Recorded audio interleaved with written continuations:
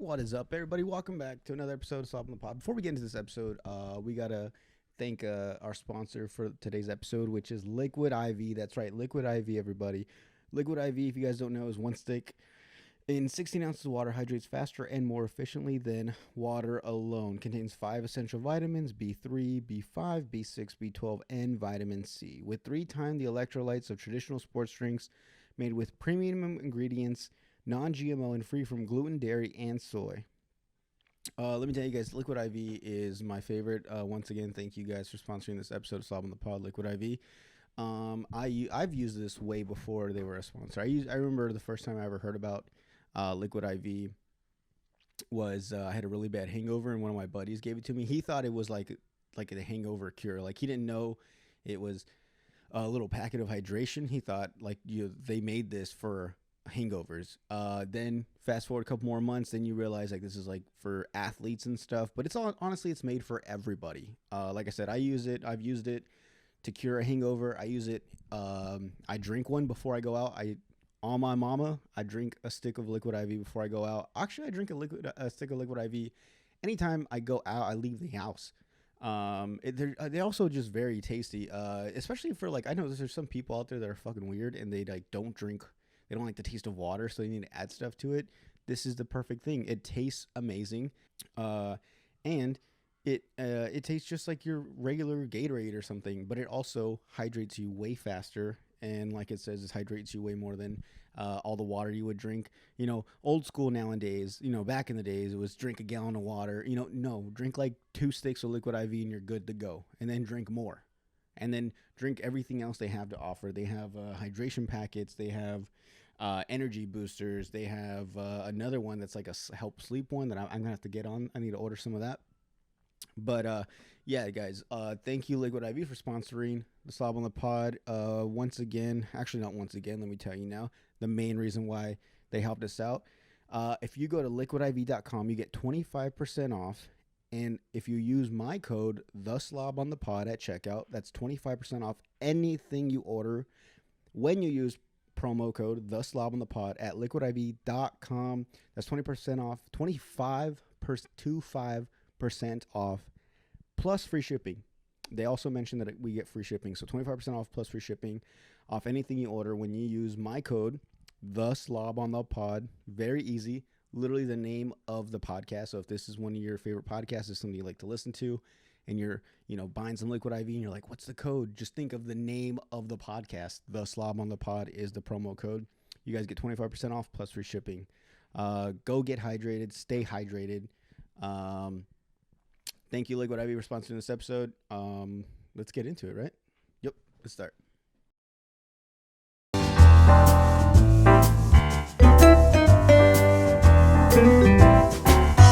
Guys that work here. Yeah. It's 3 other guys, and then it's me. I just hopped in a couple months ago. Oh, okay. What do you do? What's up, everybody? Welcome back to Slob on the Pod, episode 68. It's your ex's favorite podcast. I'm here. I'm joined today with Juan Carlos. Is that correct? Yes, sir. All right, cool. I mix up your name with Juan and Jose. Yeah, Beeson always fucks up my last name, too. Yeah, Juan. He's terrible. Yeah. So little backstory. I met this guy. He came out to our, like we talked about last episode with Cody, our airport open mics. You came out, and honestly, right away from the beginning, you were funny. And every time I love that every time we have one, we meet new people. Oh, cheers, by the way. Can't forget. And so right away, whenever we meet new people, I already have an idea. I'm like, I want to get that guy on the podcast, because the reason I started this was, to help with stand up, in the sense that I think putting this out publicly kind of gets the nerves out. I know it's not in front of a crowd, but at least for me, it was a big deal, because I was like, oh fuck, I'm going to record something that I think is cool or I think is funny. Well, it's a little bit of practice. Yeah. I do that with Snapchat. You see me on Instagram, all the videos I record. Yeah. I just go on rants and shit. I just record it, and I have to that didn't sound right. Let me go back and record it, and then it sounds more fluent, even though that was the 3rd or 4th take, and I'm like, this is definitely how actors do it. So Oh yeah. Yeah, so I'm like, this is practice. One, two, like it doesn't it's fine because they don't know it's the third or fourth. I mean, now they're gonna know, but they, You're like, know, oh fuck. yeah, I'll bleep it. But before that, like, it's like, just go back and do the takes and like this your podcast, like it's more practice to it. Yeah, and also like I found out as I was doing it, I would just come up with like not come up with stories, but like I would remember stories. Yeah. And then from that, I'd be like, oh, that'd be funny. Like I could turn that into a bit. So I found a lot of things I was saying or like things I would hear or like from other stories. I'd be like, that'd be funny as like a bit. Like then I would try to turn it into like a joke. And so I started doing that where I would just write notes as like joke. This was like way before I had even done like stand up. Your first, yeah, my first time ever. So it was just like I knew I wanted to do it. I just needed to build up the courage. So I was like, just in case, if open mic opens up somewhere, I have some material, not just like, oh shit, I need to figure out what I'm going to say. So like I was just using the podcast to find material in a way. Yeah. And then in time I met really cool people, and then it's just a fun thing to do, man. Like have some drinks. Yeah, I love it. I mean, I love talking. You'll notice right now, like I love talking. So like one of my favorite things to do is tell stories and then make people laugh. That's like usually one of my goals. In a non-stand-up like environment is usually one of my like goals. just naturally. Yeah, and yeah. So I'm like, everybody would tell me too, like, well, not everybody, but some people would tell me, it's like, you should start doing stand-up. I was like, I mean, like, I can't. Like there's like, cause I was overseas for 3 years. I'm like, I'm not gonna do stand-up over here in English, like, nah. And then I came back, and in Yuma, like, I didn't know there was, well, you guys started the stand-up here, so. So that's what's funny is about the time you came, we were only that was only like our third or fourth show at the airport, or maybe second or third, because my first time at the airport was the second show they've ever had at the airport. Cody had just started it the following month. My first stand-up was at Red Moon. They had open mic, but this is when they were doing, because they were doing like music, poetry, and then stand-up. Yeah. And then I don't know what happened with that, but like, I don't know if maybe they didn't like us at some point, but they stopped doing it because they still do music and poetry, which I don't know why they kept poetry. Like, no offense to anyone that does poetry, but that's fucking whack. So I was like, how the fuck are you going to keep poetry and not keep stand up at least? Yeah. And I guess it's just the crowd probably didn't like it. They probably got negative feedback. Maybe. I guess, but like, yeah, I guess you're right there. It was more like, do we want like people that are trying to be funny, or do we just want someone that's going to say like, talk about their feelings? Because I don't know. So Red Moon was actually the first one I heard about here in Yuma, because I was also thinking about doing stand up when I got out. I saw you guys talking about Kill Tony for the last podcast. Oh, you listen to some episodes or yeah, seen? Oh, obviously. dude, that shit's dope. Yeah, I was like, yo, how am I gonna come on here and not listen to your shit? Oh, okay, I appreciate that. But yeah, like I heard you guys talking about Kill Tony, and it was funny because I had recently, like at the beginning of the year, or probably the end of last year, is when I started looking at all the Kill Tony stuff because of all the stand-up comedians that I usually watch, and I was like, I want to do that. And that's where like the whole them screwing me over on not giving me California originally how I wanted. Oh yeah, we gotta mention that real quick. So he's a Marine. He's currently a crayon eater, as they would call him. So that's what he's talking about. He was about to get out, and then they sucked him off and got him to go. And they convinced me to stay. Yeah, they convinced him. They tugged me a little bit. I'm like, all right, cool. You're like, all right. But yeah, like, because I was supposed to go to Japan or Carolina. Those were the only two options according to them. So I was like, nah, fuck that, I'm getting out. And then I was like, fuck it, I'm going to Austin, Texas, and start doing stand-up comedy. Yeah, that's where they do Kill Tony. And then they told me, they're like, well, start at the Red Moon. They have the open mics there. I was like, oh, for sure. And then I asked about it one weekend. They're like, yeah, it's this and that. It's next Friday. But I saw nothing about comedy there. And then I saw the Sage and Sand one. I'm like, and that's where I started following the 928 comedy page. That's actually when the Sage and Sand one came around. That's when Cody had just made that page. Yeah. Because he that's when he's like, we need to start putting these out so like other people, because it was all like my first time was Red Moon. His first time was right before that, like the following month. Yeah. So we're all starting around the same time.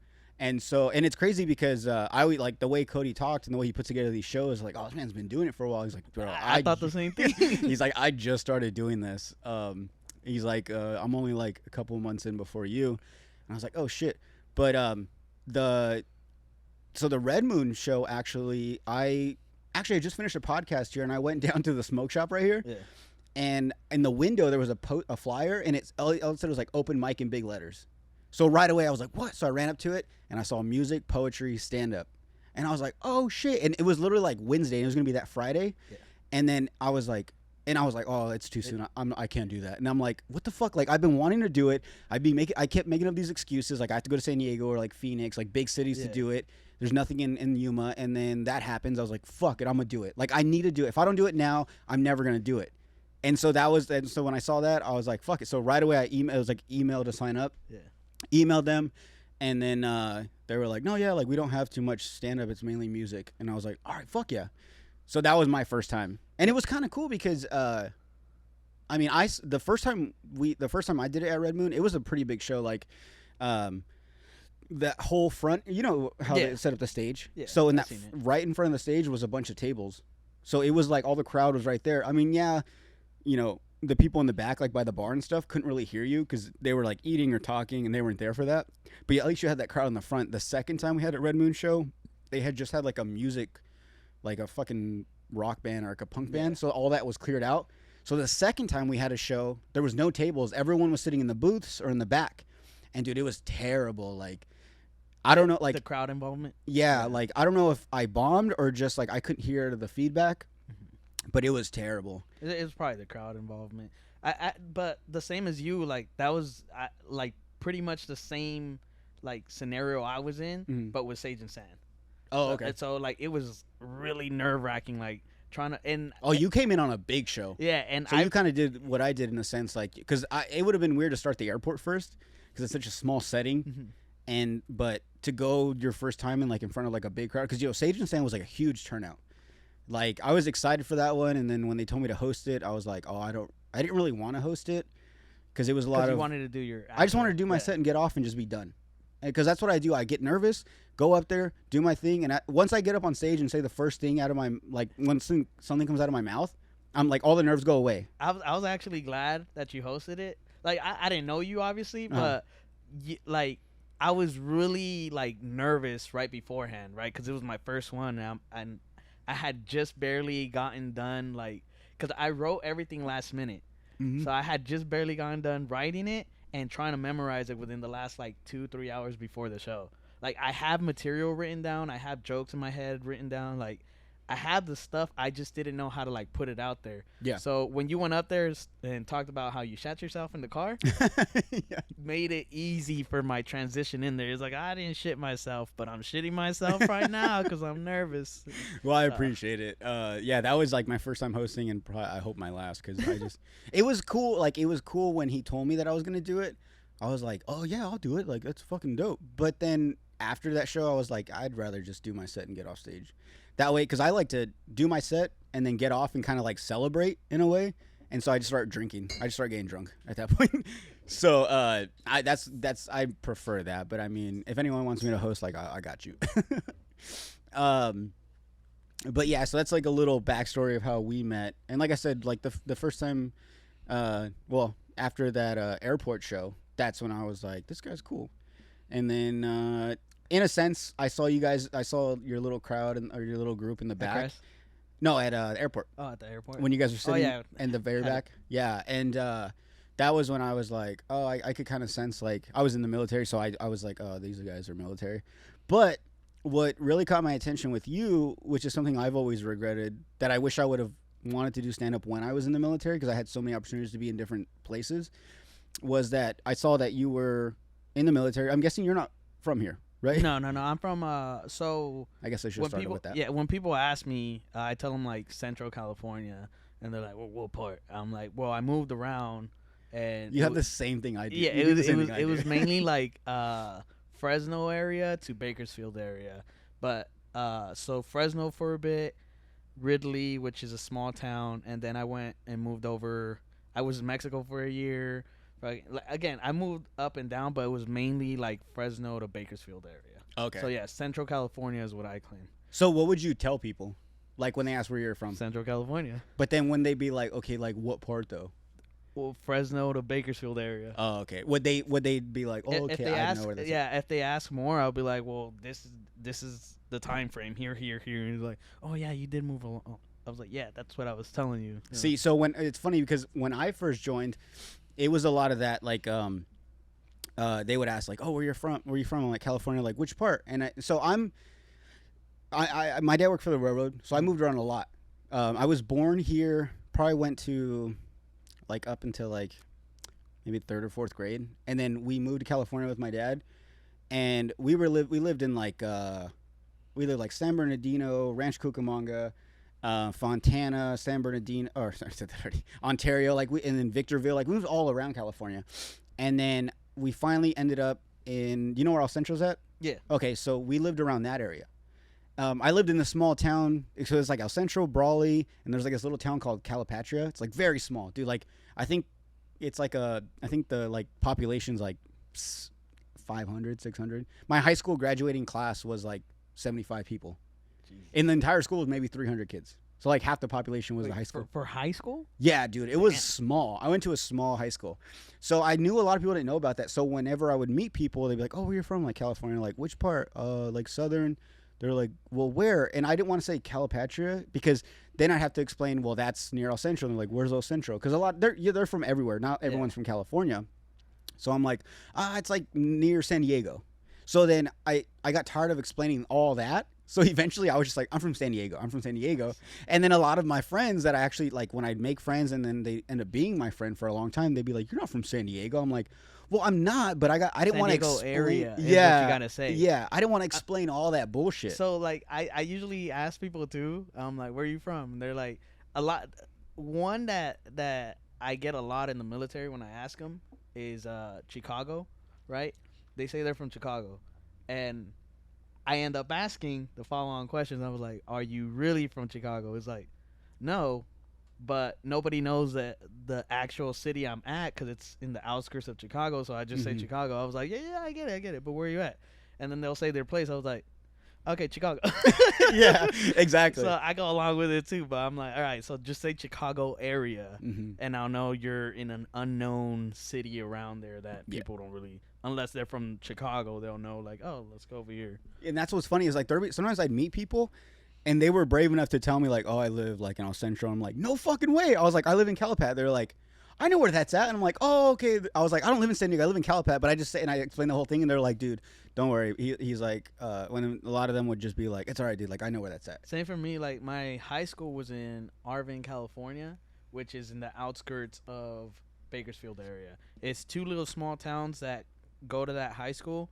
The other one is like 10-15 minutes away. It's called Lamont, but again, nobody knows those unless you're from that area. I've heard of Fresno and Bakersfield. I never been there, but I definitely know where they're. I know they're like more up north. Yeah, it's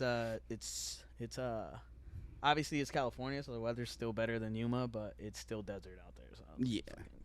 So I'm guessing, have you been out to NTC? Do you guys have that for Marines? NTC? It's where's NTC? Fuck, it's like in the desert. It's like, I want to say it's like in the California desert. Maybe like in between like Nevada and like we have LA or something. It's so what 29 it is? Palms. Oh, okay. Oh, okay. Well, 20, but that's like a duty station though, right? Yeah. No. So NTC is like where you would go. You're usually there for about a month or 2. I can't remember. I think it's a month, and you do training as if you're getting deployed. It's like the middle of the fucking desert. It's like when you hear you have to go there, it's so miserable. Probably the infantry. Oh, okay, yeah. So I do. Well, I mean, no, most MOSs or jobs, or I don't know, you guys call them MOSs in the Marines? MOS, yeah. Okay, so most MOSs go there because they just do different shit. Mm-hmm. But when I was in the infantry, I went once. I've gone twice in my entire time, but so I was like a certain job. I was a job before, then I reclassed to infantry. And so when I went infantry, it fucking sucked, dude. Like, it was like the middle of the desert. Like, once we heard about it, dude, people wanted to like, I mean, it's not funny, but like, people were like trying to kill themselves or like trying to like commit suicide, but like not fully commit, just enough to like, okay, this guy needs to be on watch, he can't go, just so they can get out of it. Like, it was terrible. Like, my first time around, I was like, I hope I never have to do this. And then like some of my higher ups were like, bro, this is like my 4th time. And I'm like, what? You got to do this? They're like, yeah, you do this pretty much everywhere you go. you at least get 1 month out of the year where you have to go do this shit. Yeah, at least I never heard of it. Oh, so you've never been in that miserable? Y- Well, I mean, no. I've heard stories about 29 Palms though. Yeah, it's shit. Just, Yeah, they're like, you look traumatized. Like, oh yeah. Yeah, when I was asking for California, I was like, anywhere in California except 29 Palms. 29 Palms is that like near Palm Springs though, right? It's, Or am I wrong? It's like I know it's in the desert. I think so. How far are you from like San Diego? From San Diego, I think it's 3-4 hours north. Oh, I know it's like then. an hour and a half or two from Bakersfield area. Oh, so you weren't too far from home. I was never stationed there. Oh, I thought you went there. No, fuck no. Oh, okay. Oh, it's just something similar. Yeah, probably. no. My military career went from the school to being stationed in Camp Pendleton, right there by Oceanside. Then I did MSG, Marine Security Guard. Mm-hmm. So, being MSG. being a security guard for the embassies around the world and consulates. Oh, that's fucking dope. Kind of. And then after well, that, the idea sounds cool. After that, they're like, "Well, you did some shit on MSG, so you're going to Yuma. Fuck you." I'm like, "Okay, cool." Were you like, what's a Yuma? I didn't know what Yuma was, so I was like, "All right, cool." Damn. And I looked it up, and I was like, "Oh, I heard of Yuma," because some people were gonna go to it from the schoolhouse, and I was like, "Oh, that's shitty." So let me ask you this: coming from, because the army doesn't get stationed in Yuma. We get stationed. There's like certain places. I think there's like Fort Huachuca. You guys don't go up in proving grounds? YPG? Yeah. Oh, yeah, but that's so I work there now as a civilian. I work there and live there. So it's just it's like jump school. So like the jump masters go there. They do airborne school. I don't know what other schooling they do there, but that's all it mainly is. It's not so much a duty station unless you're like a jump master, like a teacher or an instructor. But it's mainly training. But it's mainly training because we constantly have like people coming. They go, they stay at the hotel, and then they do their training. They get bussed out, and then they're probably there like a month or two, and then they leave, and it's like constantly getting cycled out. It's kind of like WTI for us, I guess. Yeah. Oh, okay. And so, so no, like in the army, there's really, unless you were that, you could get stationed here, but for the most part, no. And so, I forgot where I was going with this. You were asking me about moving to Yuma. Oh, yeah. So, like I said, that's not really like an option to move anywhere near here, and me being here, so like, or living here. So, like for you, what was like when everyone heard like, oh, you're going to YPG, like or not YPG, the Marine base here in Yuma, where you're going to Yuma, like, was there like, oh fuck, you're going to Yuma, or like? Well, it was like whatever. They're like, good luck. It's fucking hot out there. I was like, yeah. I've heard. But besides that, like, I would have been fine. It's just the unit I'm with is the one that's in charge of WTI. So, like, a lot of people are like, oh, you guys don't do shit during the off time. I was like, nah, we have to prepare. What's WTI? Sorry. Weapons and Tactics Instructor Course, I believe. It's pretty much they come out for training. Mm-hmm. It's mainly to train the pilots. So that's their whole goal. Everybody else just uses it as training, pretty much. I think. I guess we should start with that. What's your job in the Marines? I am an IT guy for the Air Wing.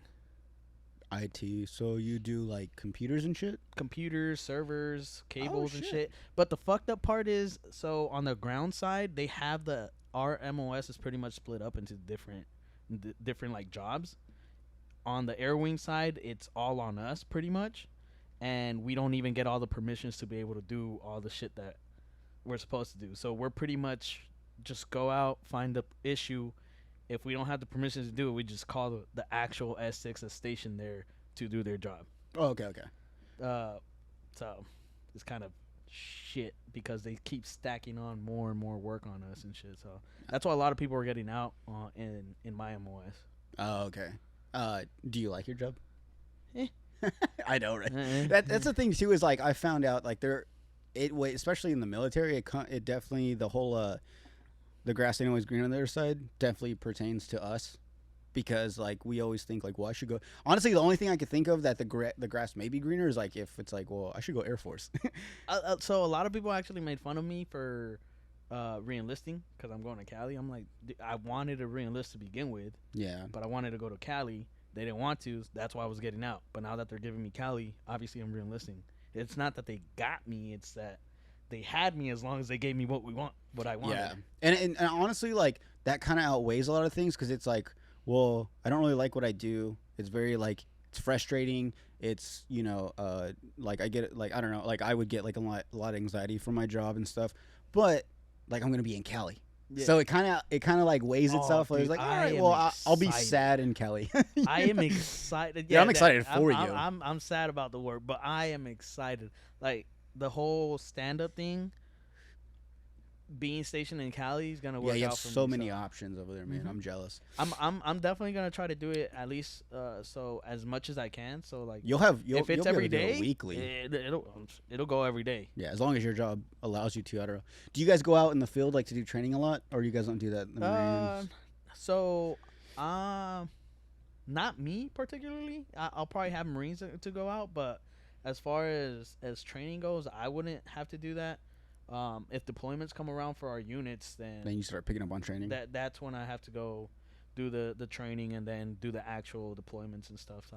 So, do you say like? Would you say you have like a typical like Monday through Friday job? Mhm. Oh, okay. So right now, before WTI picks up right here, I have pretty much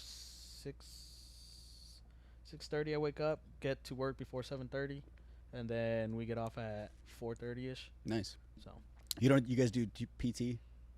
not us. Damn. No, we PT on our own. Fuck me, man. Like Mhm. I picked. Well, I, it's the way the unit works because we're so small during. so the there off are time. some units that Mhm. do that full blown like brainwashing shit, Mhm. like wake up PT, I'm probably gonna have to do it when I go to San Diego. a new unit. Mhm. Oh, okay. Yeah, man. Like so, when you were going to join the military, was the Marines your first option? So I always wanted to be a Marine. Oh, okay. All the Okay. commercials and shit growing up. Yeah. And then the ones in the mountains and shit. Like I was like, that's cool. I used to play toy soldiers with my cousin. He actually ended up joining the Navy right after me. Oh shit, pussy. Yeah, No, I'm just that's kidding. what I I'm said. just kidding. I'm just kidding. No, he's not. But He's actually a Navy but yeah, SEAL. anytime oh, my I bad. would talk about like the military, my mom would smack the shit out of me. So that idea would go out the window. And then my mom actually deported herself because she was trying to get her papers, Damn. but she got caught at the border too many times, so they gave her a 10-year punishment. Mhm. So she left before I graduated. Oh, you made it seem like she was like, "Take me back, please." No. She was like, okay, I go back. You're like, "Yeah, I Um, tried." She should be getting her papers next year, but yeah. Oh, so she's still over there. Yeah, so it was shit. in 2013.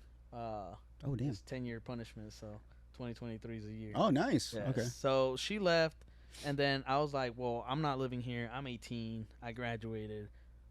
Fuck this. I'm out. So I dipped out, and I was living with my cousin for a bit. I ended up going to college for like 2-3 months, but work in college because I did it last minute. I got accepted to UC Bakersfield, Oh, nice. Santa Barbara, and Fresno State, but I was like, Bulldogs. I was like, I'm too poor for all that. Let me go to community college real quick. And then I signed up for the classes too late, so it was all sporadic. So I slowly stopped going to that and focused on work.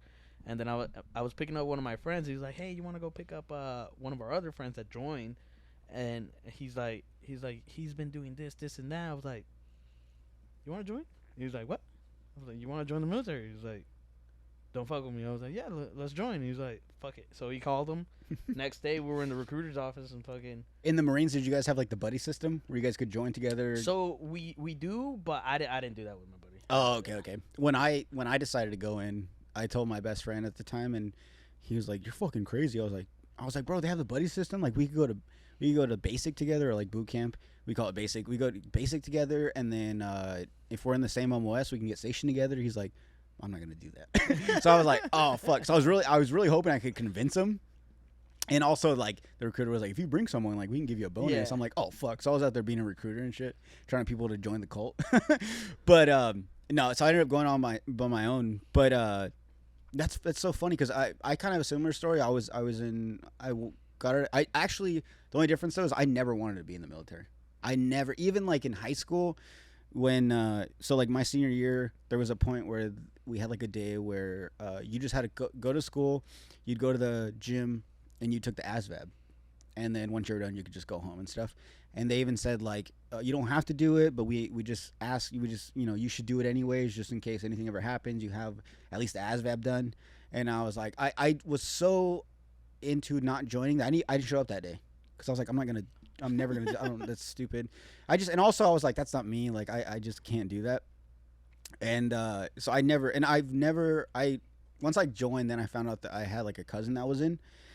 and I never had like any uncles or nothing. Like my dad wasn't in, so I didn't have like that. And then I went to after high school, I went to college, community college, same thing. I applied for like 5 colleges. I only got accepted to one, San Diego State. And same thing. I was like, I don't have enough money for that, and I don't want to put my parents through that hardship. So then I just went community college, and I think I did like 2 semesters. We should have took it. The student loans are being forgiven. So. Oh, I know. I'm so pissed. I was like, wait, what? But like, how the fuck am I gonna go into the fucking? How am I supposed to know into the future how this is all gonna happen? Yeah. But I actually have like a student loan because my dumbass, when I got financial aid, they wanted to give me another thing that was like a Cal grant, and I didn't catch that because it said like, do you want to accept the full amount or just a certain amount? And I was like, give me all of it. And then I found out later that was like a grant, so it was like a loan pretty much. And so like maybe a couple months after like one of the semesters ended, they sent me like my first bill, and I was like, what the fuck is this? So hopefully that one gets taken away. I mean, it's only like $1,500, but I forget about it all the time. I think you gotta apply for it. I don't think they just like, here you go, everybody. I thought I was gonna get an email like, hey, we took care of this for you. I mean, you might get an email like, come on, Biden, you are eligible. That there might be an email for that, but I think you actually have to take action on it. Like I said, I think it's like the government don't like giving away money like that. I don't know, man. I thought they were gonna be nice for once. I don't know. Trying to get votes.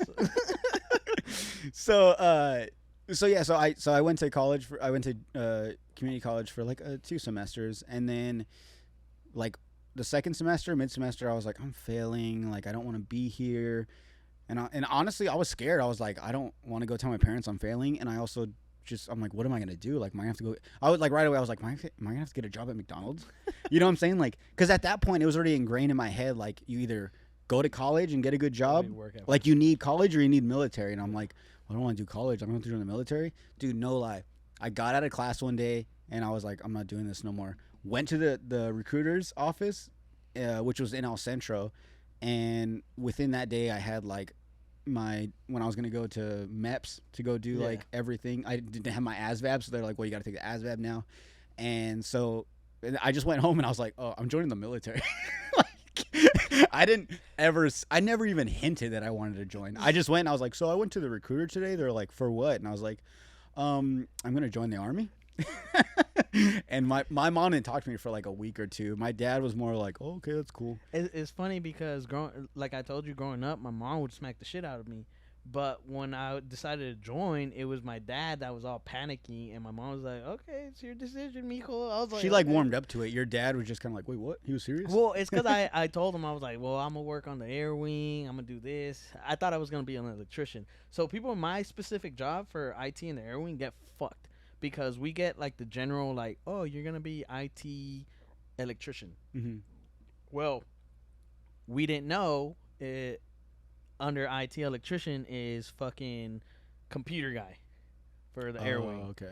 So a lot of us got sent to being that, and we're like, well, how the fuck did I end up here? It's like, it's because you're really smart. It's like, shut up, dude. So I wanted to be like, but now that I'm actually doing the computer shit, even though I still hate it, I know I would have hated being an electrician on fucking jets or airplanes or whatever. Oh, so it kind of worked out in a way. I was like, fuck those guys. My first... No offense. Fuck those guys. My first option that I actually qualified for was I can't remember the name specifically, but it was like you would sit in the tower, air traffic controller. Oh, air traffic. And I was like, that's fucking cool. And then one of the requirements was you had to have like 20/20 vision, and my eyes are fucked up. Like I wear contacts, my glasses are thick as fuck. Like it's embarrassing. And so they were like, you could do this, and I was like, BCGs. Oh, dude, I was all through basic. BCGs are birth control glasses. Yeah, because they're fucking terrible. If a girl sees you in those, they're not gonna want to talk to you, let alone fuck you. Oh fuck! What's that fat guy that wears the glasses? He's in a show. Oh, Trailer Park Boys. Yeah. I'll put a picture right here. Yeah, I forget his name, but yeah. The Cody knows all that. He watches that show. I've never seen the show, but I've seen so many like TikToks, and I've seen like YouTube videos, and I've seen a lot of memes, and I'm like, oh, okay. I think Bubbles. His name's Bubbles. Yeah. I don't know what that's. It's the Bubble glasses.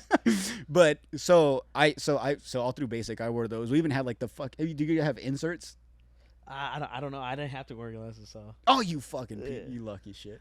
So once they found out I had terrible eyesight, they're like, oh, you don't like you can't qualify for this job, and I was like, oh, what the fuck.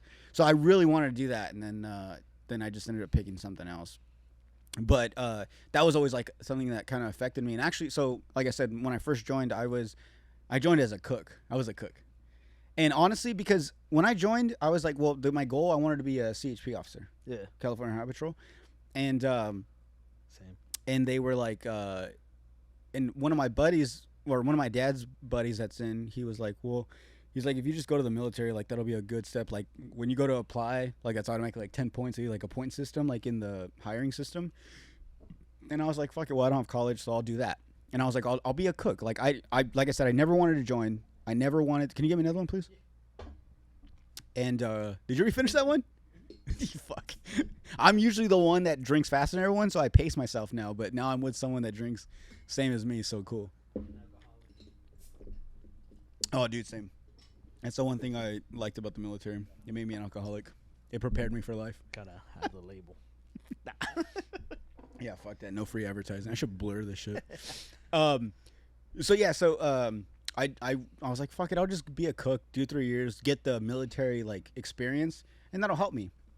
And after those 3 years, like they asked me if I wanted to re-enlist, and I was like, oh fuck, like I'm not ready to get out. Like I didn't finish any college. I don't have like a backup plan. Like I freaked out. And I was like, well, I want to stay in, but I don't want to do this job. And then they were like, okay, well, you can reclass. Like whenever we reclass, we have options. Yeah. You can either go to a special school, like airborne or something. You can go to a specific duty station, or you can change your MOS. So I was like, well, I want to change my duty station or my MOS. So then I went infantry, and at the time, actually, I was gonna join infantry the first time, but the whole eye thing got me.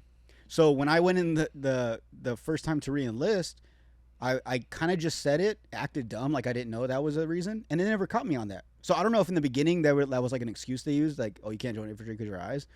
But I was like, oh, can I do infantry? And they're like, yeah, that's open. Well, and then I think in specific jobs, I didn't think the infantry had that, because there's that's what they told me when glasses. That's what I was like, what? So when actually no, they didn't say not infantry, but they said honestly, like you can't do any combat MOS. And I was like, so I just kind of ruled out infantry. So you fucked yourself. So I should have been like, well, does infantry? Because I was like, infantry is combat MOS, but I was like, I should have just acted dumb. Like, what about infantry? And I probably would have got it, but yeah. I fucked up. So the second time, or then when I re-enlisted, I told them infantry, and they're like, yeah, that's open. And I was like, I could do it. They're like, yeah. I was like, all right, cool. That's what I want to do. And then once I got to, we do training in Fort Benning, Georgia. Once I got there, I was like, cool, they didn't catch me. Because I was like, I thought I just passed, like, went through the system. Little did I know, I probably could have just asked in the beginning and they would have gave it to me. Cool, they didn't catch me. Yeah. And then, but yeah, so that's crazy that we kind of have the same story. But yeah, like I said, I never wanted to join. Like, the thought of it just sounded like crazy to me. Nah, I always wanted to join. I thought it was badass until I joined, and I'm like, it's normal. See, so a lot of people like thank me. I'm like I get cringe. Like they're like, oh, thank you for your service. I'm like, oh, I'm the most awkward. Thank you for telling me. Thank you for my I know. Like, I never say. I try to never say welcome. I probably slip like but mainly because they say thank you. It slipped like once or twice where I'm like, you're welcome. But and then I caught myself, I was like, you stupid. like you get it? Like I'm like, nah. So whenever somebody tells me, and they tell me a lot when they find out I'm military, I'm like, oh, thank you. You know, like I'm not gonna say you're welcome because like I didn't really like. It's gonna be selfish, but like I joined because I didn't want to be in college, and I'm an IT guy. I'm not infantry. Like yeah, I don't think I'm not doing my part in the military, but I'm not infantry. Those guys are the ones that are actually out there doing shit. So I'm like, I can fix computers. But dude, not even that. Like, once I mean, I had an idea that like not everyone joins to serve their country. You know, it usually comes down to like, well, I had no more options. I was gonna go to jail. Like all this crazy shit. They were forced to join in a way, or they were like, oh, like military sounds cool. But once I joined, like, I'm sorry to break a lot of your guys' hearts, but like 90% of us, we don't join to serve our country. Like we were just put in like a corner where it's like do this or, you know, do this and this other terrible thing instead. And so, and I've talked about it with a lot of my friends. Even once I was in, like a lot of them were like, bro, like college just wasn't for me, or they were like after high school I just joined because like my dad was in, my grandpa was in. So like not like rarely I heard like and even if someone was like, oh, I served like I joined to serve my country, I'm like, you fucking pussy, like did you bitch, like no you didn't. What are you gonna say, the whole fucking country? Look, so nothing happened, so I won't get in trouble, so I can say this. But did you get to see my video on Instagram? My post, my rant about me instigating a fight, like 3-4 weekends ago. Was it a post or on your story? It was a story. Was it like friend, like only certain friends could see it? Was it one of those? Yeah. Was it when you were drunk as fuck on the couch? Yeah. Well, you were talking about like bitches and stuff, like girls. Well, so you're turning into like a Andrew Tate. Yeah, I'm kind of not like Andrew Tate, this but is Andrew Tate in the making. I be ranting about women all the time, but no. So I went off on a rant because I instigated like 3-4 weekends ago, because I think I did see the dudes were already gonna fight, so I'm like, oh shit, he called you a bitch, but like they try to fight me. I'm like, is you instigating? I was like, well, I mean, yeah, but I wanted to see a fight. Yeah, and then he's like, oh, what's up? You want to instigate? I was like, what are you gonna do, bro? Nothing. But when I was talking about that, the other guy was a Marine, right? And he was like, which is what makes me cringe. Is like, I served my country. I went to Australia. I'm like, Australia isn't really to save us from the kangaroos and the big ass snakes they got. Like what the fuck, the fucking spiders and shit. Like, bro, relax. After he said that, I just, because I was trying to like talk to him, like calm him down. He's like, no, fuck that. I served my country. I went to Australia. I'm like, I'm dipping. Like, well, that's what's funny is like, I mean, for the most part, like another military person can tell who another military person, like they could pick him out in a crowd. But like, I'm guessing when you're drunk, you're just kind of like, fuck you, dog. Like, you don't know what I've done. It's like, bro, I'm in too, though. Chill. So it's like once because I get drunk as fuck, and I never I am a fucking staff sergeant in the Marine Corps. You will obey. Like, no, like that's cringe. Like, we outside in public, bro. Yeah. Like you try to pick a fight with me, your shit gonna get slid, bro. Like, real talk. Like, leave me alone. Somebody asked me at the club once. He's like, what unit you work with? I was like, who the fuck? Like, I was like, what is wrong with you, bro? Like, it don't matter. Like, one, I definitely outrank you, so you won't get anywhere. Like, you'll get in trouble if anything. Two, why are you bringing that shit up? Like, it doesn't matter out here. One, it's cringe. Two, I will slap the shit out you. Relax. Like, relax. Yeah. Well, I think it's because we're not those people to like, oh, I served my country, or like, I'm in the military. Like, dude, even when I was in the military and I was single and I was like trying to hook up with girls, like, I never told them. I told them because I never wanted to lie to them, but I'd be like, I work for the government. Yeah. So and I'd be like, I work like Brink Security or like DOD. I usually tell them I'm an IT guy. Yeah, which isn't a lie. No, technically you are. I try to pride myself on almost never lying, because I tell the truth, but I leave some things out. Yeah. Like, I could be like, I'm an IT guy for the Air Wing in the military, but I'm like, oh, I'm an IT guy. It's like, oh, that's cool. So you can fix my computer. I was like, yeah. I know where the Wi-Fi password's at. It's on the back of your modem. Just unplug it and plug it back in. Turn your phone off for a few minutes and turn it back on. It'll reset the system. Then I try to do like a slick IT pickup line on them and shit. No, dude, yeah, like I've never been embarrassed to tell people I was in the military, but it was just something. It was like I could care less that they knew or not. I was always like that, even when we went places. I was never that guy like, do you guys do military discount? Never did that. There's a lot of just because, and not just Marines. There's a lot of military people that think they're better than civilians because they're military. I'm like, bro, you're just doing a different job. Yeah. Like, relax. You're just doing a different job. You're not better than all these other people. Yeah. And like, and some people will say, well, like, you did something a lot of people won't, but it's like, I mean, I did it because I was like backed up in a corner where I kind of I was like, I have to do You know who else does that? Gangbangers. They're backed up on a corner. Yeah. And they have nothing else to do, so they become gangbangers, and they're in shootouts a lot of the time. They have like no family, no friends. They're like, well, these guys will accept me if I get jumped in. Like, and a lot of gangbangers have shot people, so I was like, they've done something that you wouldn't do. Like, exactly. Yeah.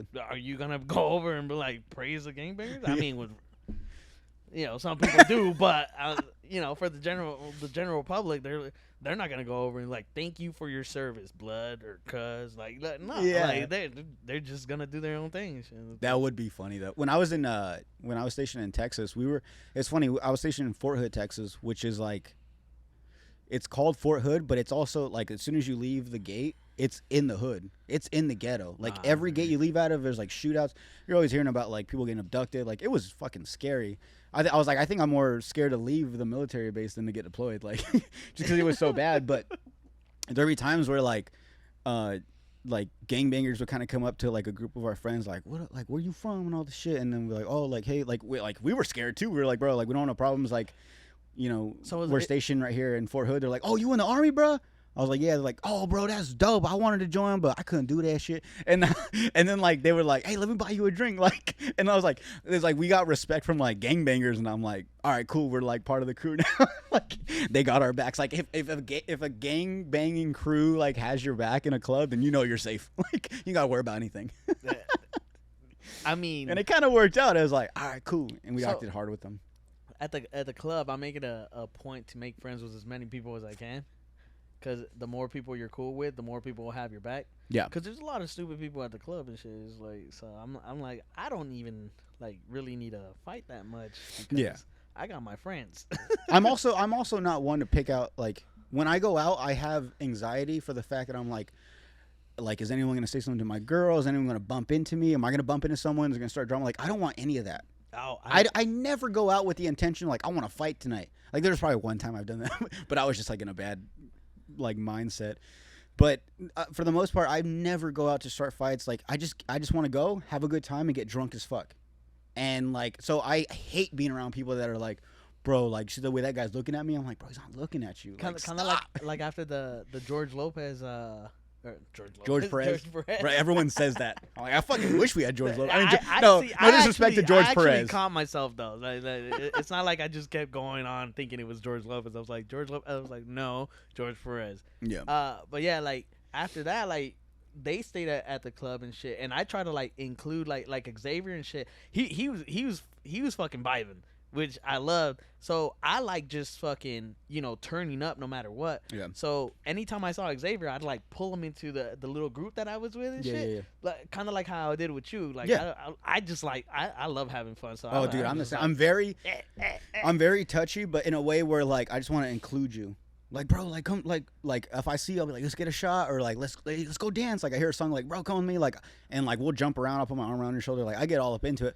But yeah, no, that's yeah, I was like that too, but I think I only had one problem. I bumped into someone and I spilled their drink on them, and they wanted to fight me. I don't remember. My girl had told me, but she was like, yeah, some guy was trying to fight you. I was like, why? What'd I do? She's like, well, you bumped into him and spilled his drink on him. I was like, oh fuck, I did that again. Like, see, so if I did that, I'd apologize and be like, let me buy you a drink. I was trying to, but he was like, bro, fuck that. Like, I'm like, bro, I'll buy you another. I'm sorry. So I go to the Crest pretty much like every weekend. I can only imagine. Since like the tail end of last year, I started going out more because my ex broke up with me. I'm like, fuck it. Nice. And then I just love going, so I'm like, fuck it. I keep going every weekend. Like it's how I get my cardio, and I see my friends and have fun. So I'm like, fuck it. But every weekend, like there's shit that goes on, and I'm like it. I always try to make sure that I'm not in the wrong. So like, but people always get mad. Like for example, like I elbowed this dude like 3 times. So on the 3rd time, I was like, I'm the one that's wrong. Let me turn around and apologize. So I apologized, and he goes, yeah, you know how you can fix it? Just move. And I was like being disrespectful. Yeah, I was like, I'm apologizing. Like if I came up to you, offered you $1 million, you're like, fuck your $1 million, get out of my face. I'm like, what? Yeah. Like you're returning rudeness to kindness, but like you get a lot of people like that, and I'm just like, whatever. You just got to learn to go about your business and shit. Yeah, and see, like unless they make a big deal about it, and then. But see, even then, like maybe I'm a bitch or something. But like, even if the guy was like, bro, like if I said sorry and I'll buy you a drink, and he's like, you know what you could do, just move, and I'd be like, you know, you're right, like I'll move, because like dude, I don't want the drama, I don't want to fight, like it's not worth it. My biggest fear too is that I get into a fight and my girl steps in and she gets punched. Like, bro, I could not live with myself. I would just always blame myself for the rest of my life. Like or it's just any girl in general that get like, dude, I don't. Anytime a girl gets hit, like it drives me crazy. Like I see red at that point. Yeah. But like that's my thing. I was like, don't put yourself in that situation. So like, if I know this guy is acting this way and he has like, obviously he has nothing to lose. I'm like, well, I have some stuff to lose. So like, I'm not gonna go to his level. Nah, I feel that, but so like for me, I try to make sure I'm not in the wrong. So whenever I have like a three bump rule. So if they bump into me 3 times, then I'll turn around. I'll be like, hey dog, you're bumping into me. I don't disrespect them. I'm just like, hey dog, you're bumping into me. Then they get mad, look at me, and they're like, no, fuck you. And that's when I'm like, all right, now we have an issue. Cause for me, it's a lot. I take like respect like highly. So if you disrespect me, like, then we're gonna have like a big old problem. Like, I don't go out of my way to start issues. Well, besides that time I instigated, but I don't. But that's a whole different story. Yeah, it wasn't like it was issues with me that I was trying to start, But I don't go out of my way to try to start fights. But when people are, pretty much like they feel like I'm the bitch, I'm like, nah, bro. Like, you gonna fucking respect me one way or another. Like I respect everybody around me. You're gonna respect me one way or another. So. Yeah. Nah, but yeah, that's the crest for me. And see, like when I first moved back, like once I got out the army and I moved back to Yuma, I think being away and like moving so much and being like big cities, little cities and stuff, I eventually missed the hometown like vibes. And so when I moved back, dude, we were going to the Crest like every weekend for like 3 months straight. And I think I kind of wore out my welcome. And I also, like, some point I was like, I really want, so like I go to the Crest rarely. Like, obviously we went that one time for the show, but like, and then like randomly, like if we go out with our friends and then we're at like a pint house, like a bar or something, they're like, hey, let's go to the Crest. Like, fuck it. And I'm like, fuck it, let's go. But like, I've gotten to the point where like, drunk or sober, I'm just like, I'm like a white girl. Like, I just want to dance. Yeah. Like, I just want to listen to music and fucking dance. So that's my thing. Like, I love drinking and I love dancing. Mm-hmm. The clubs have that for me. Yeah. So one of my friends said, like, once I turn 30, I'm gonna stop going to clubs and just stick to bars. I'm like, that's whack. Look, it's a lot of older people do that. Yeah. A lot of older people do that, and that's the thing. Like, instead of just going clubbing, they go bars and stuff, and that's how they continue their socializing. But for me, I'm like, I love dancing. I don't think I'm gonna stop dancing at 30. Like, no. I'm gonna keep dancing. Like, I'm gonna be in San Diego. That's when I'm gonna turn 30 in San Diego. So yeah, dude. I'm like, I'm still gonna keep going out. Like, me and my best friend, like that's our thing. Like, we love going and dancing. Mm-hmm. So like, a lot of dudes that I see at the club too, like, they're sharks. Like, they be looking around. They don't dance. They be looking for women to take home. I'm like, it ruins pointless. a lot of things. That's horrible. One, like, you're a fucking predator, my boy. But two, like have fun. At least dance a little bit. Like, nah, they'll be like holding their drinks and they'll just be like. I was just gonna do the same thing. Looking around. Grab the beer. Like, yeah. I'm like, man, you fucking whatever. A lot. Some of them, the good-looking ones, end up going home with women by doing that. But for the most part, I'm like, bro, you lame as fuck. Yeah. Like, you going to the club, not dancing, you lame as fuck. Whatever. Like, that's your prerogative. I go to the club to dance and have fun, no matter what. I always, when I would go out, especially with my boys, like I wanted to get with a girl that wanted to, like, oh, he looks fun. So like, that was my thing. It wasn't like, oh, look at him, he looks cool. Cause like I had some buddies that would just be like, no, like, I'm not gonna dance. I'm just gonna sit here and chill and look cool and stuff. Like, without saying that, that's what they would like meant pretty much. And I was like, bro, like, just have fun. Like, let's have fun. Let's get drunk. Let's dance. Like, me and you, me and my boy, let's dance, Like, fuck it. Who cares? The girls will come. They'll see them like, hey, like, that looks fun. Like, I want to join in on that. And even if they don't, just dance to the right music and you good. Yeah. But that's what I'm saying. Like, if I went out and like, okay, my goal was to get a number, like to get a girl, like hook up or something, I was like, well, I don't want to do it in like a way where I don't like it. Like, I want to enjoy tonight. And if it turns out that a girl joins in with us because we all look like fun, that's even better. Yeah. So like, yeah. So I never understood the whole like just sit there and drink and look around and like scope out, who's your next victim or whatever. It's predator like. It is, yeah. And I'm like, bro, what the fuck? Like, that's too aggressive. But I like how like we started the podcast and ended up on crack. Dude, the fucking crest is legit. That's why, man. Hey, it's dope. Like I be in that motherfucker every fucking weekend. It is fun. It's just I mean, I want to say maybe like within the past 2 years, maybe definitely after the pandemic, but just like I've noticed now there's like a line to get in. Like if you don't get in, sometimes. So it seems like the times that when we're at when it's cooler, it's when the lines start because that's when more people start going out, and it's usually when WTI is. So what's WTI? WTI. The training that we have. Oh, duh, yeah, my bad. I thought that was like a crest thing. I was like, no. During WTI, when all the Marines the influx of Marines come through, so it's funny because they're not allowed to go, but obviously like a shit ton of them. Is it a blacklisted place for you guys? Really? I don't know if they took it's it not off that the list. Dangerous. Yeah, no, but people end up doing stupid things.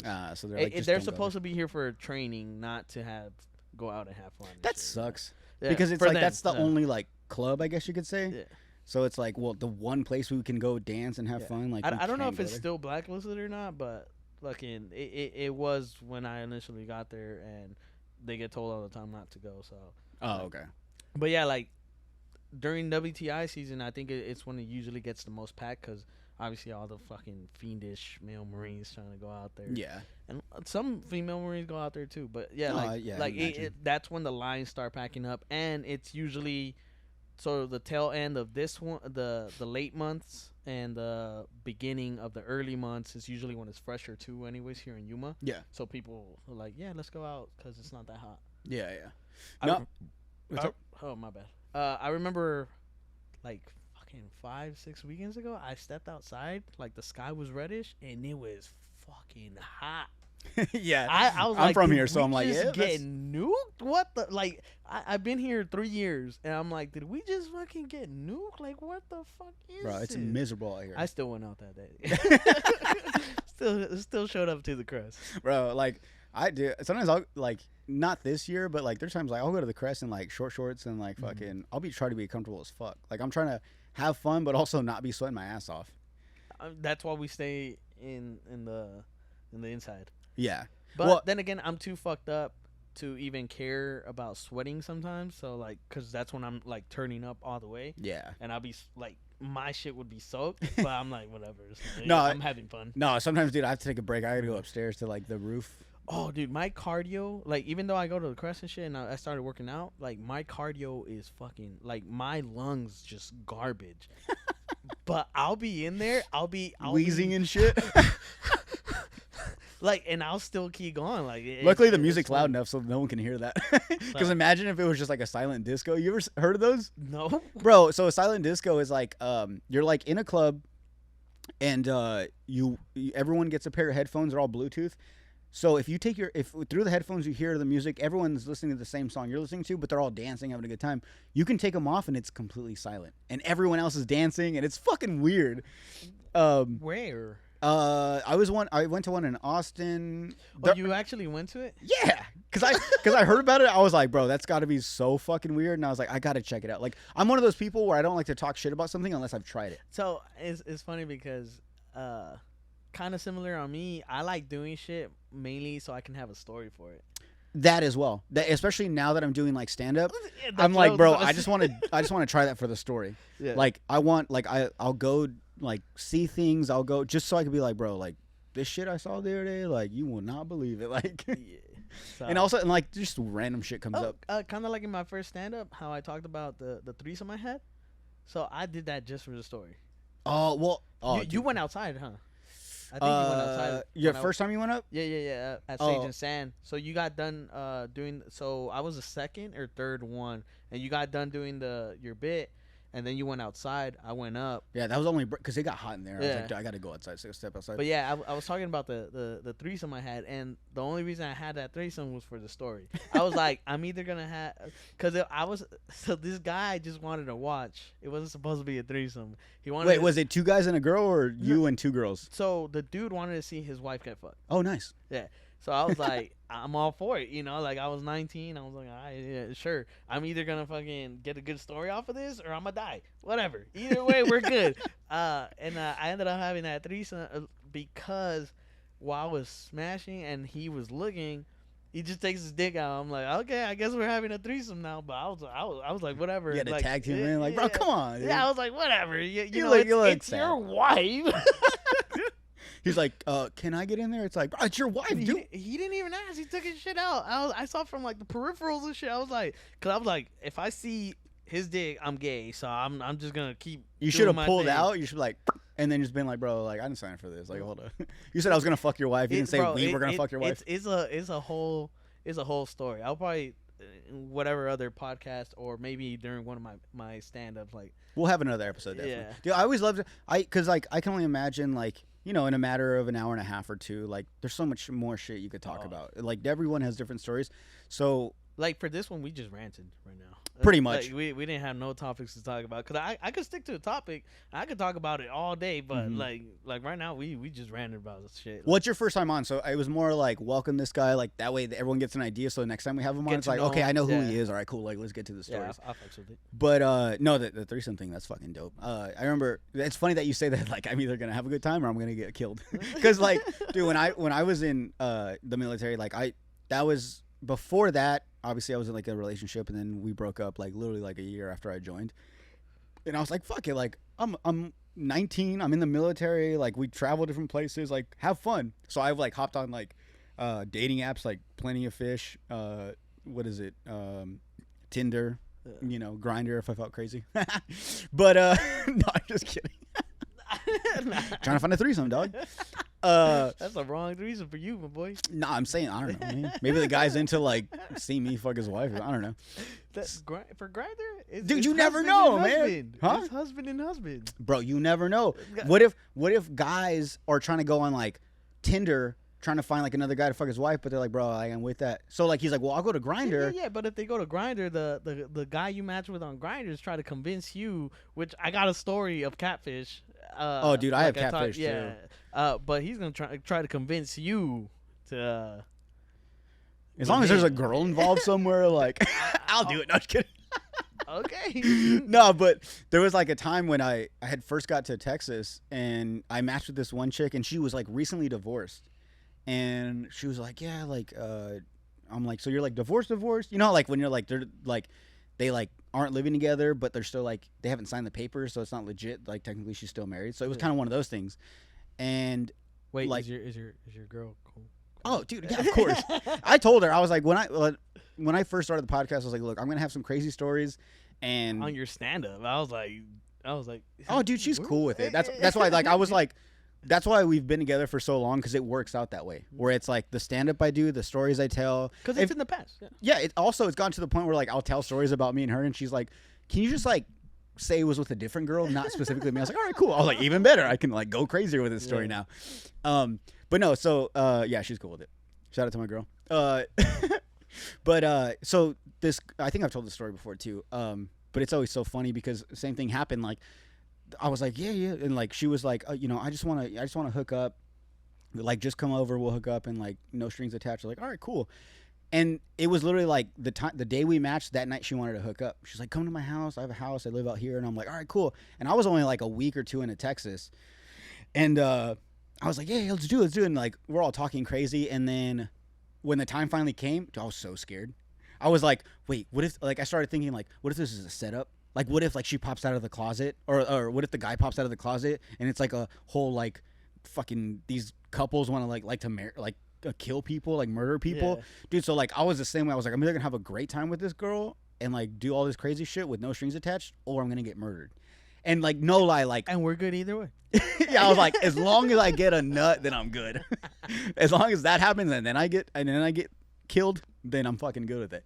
But, I was so scared, like I even like the little friends I did make when I first got there, I like told them everything, and I was like, bro, here's the address. If you don't hear from me by like midnight, like message me, call me. If you don't hear from me, like, call the cops. Like, this is where I'm gonna be. Like, if the next day I don't show up to formation, that's why, because like I got murdered or something. Like, and this is my last spot every time, dude. So I did that, and like I was like, I texted him. I was like, yo, I'm pulling up. Sent a video of the house, everything. Like, I was so paranoid. Then I got in, and then I was just kind of like scoping the place out. It was just her and her dog, and I'm like, I think this is cool. And I was like, went to the restroom, and I was still looking around. Like, closet was open. All right, cool. Like, and then but like the whole time, dude, I was like, all right, we're laying in bed now. Like, I think we're gonna go to bed. I don't know, but like, if you don't hear from me like in a couple of minutes, like, bro, come for me. Like, I was so scared. Yeah. But yeah, same thing. I was like, I'm either gonna bust a nut and get killed, or I'm just gonna get killed. I go through a bunch of that, like, thinking. So every time, yeah, especially with Tinder, like, you just never know. So well, you also there's so many documentaries, like what is it, the Craigslist killer, you know, like people like there was like, you never heard of like Craigslist, like Backpage? You never heard of Craigslist? So I know Craigslist. So there was this thing back in about the killer. Yeah. There was. Well, how old are you? I'm 27. Oh, okay, so we're on the same age. Think about it. No, I did the same thing. I'm 29, so, but I constantly tell people I'm 27, legit, because I forget. I'll say I'm 27, and like someone will be like, "Aren't you 29?" I'm like, "Oh yeah, I am, huh?" Like, but I just forget. After 23, I just forgot my age. I'm just like, yeah, fuck it. I think that's with everybody. To be honest, I'm like, I'm able to buy alcohol. Like, I'm fine. I'm able to buy alcohol and go into clubs and bars. I'm good. And I know I'm a little older than 21, so yeah, I know I'm not 21. Yeah, but so you know, there was Craigslist. There was it was called the Back Pages. Yeah, and that's where you could find like all the. Yeah, like girls that wanted to hook up, endings and all that. Yeah, shit. Or like, yeah, and girls secretly like, oh, you know, I'm a single mom, or I'm recently divorced. Like, I'm just trying to hook up, and you just message them and stuff. I never used it. If that's you, hit me up. I never used it, but I had heard about that, and there was like documentaries, and there was like one called The Craigslist Killer, and I don't remember if it was like the girl went to buy something from this guy, or it was one of those backlist thing or back page things, and like she got murdered or whatever. So like, that always was in the back of my mind, like, I could possibly get murdered, like, you know. And at that point, I was like, it doesn't just only happen to girls, like, you know. Yeah, a fucking a revengeful ex could come out of nowhere and like shoot up the place and like kill me or something. Like, I was always fucking scared. Well, so you never know. So back before I joined the military, I used to do drugs and shit, right? So like psychedelics was amazing. But like it had me like acid, like, had you thinking about shit, right? I can only imagine. So one of the things I got from it though was like little things can. Wait, does it make you paranoid, or it just makes you really think about? Like you start thinking about. You really start shit. getting into it. I mean, you could get paranoid, but like you start thinking about a lot of shit, and like you see all the little connections between everything, right? But like one of my favorite things is there's it's kind of like the butterfly effect.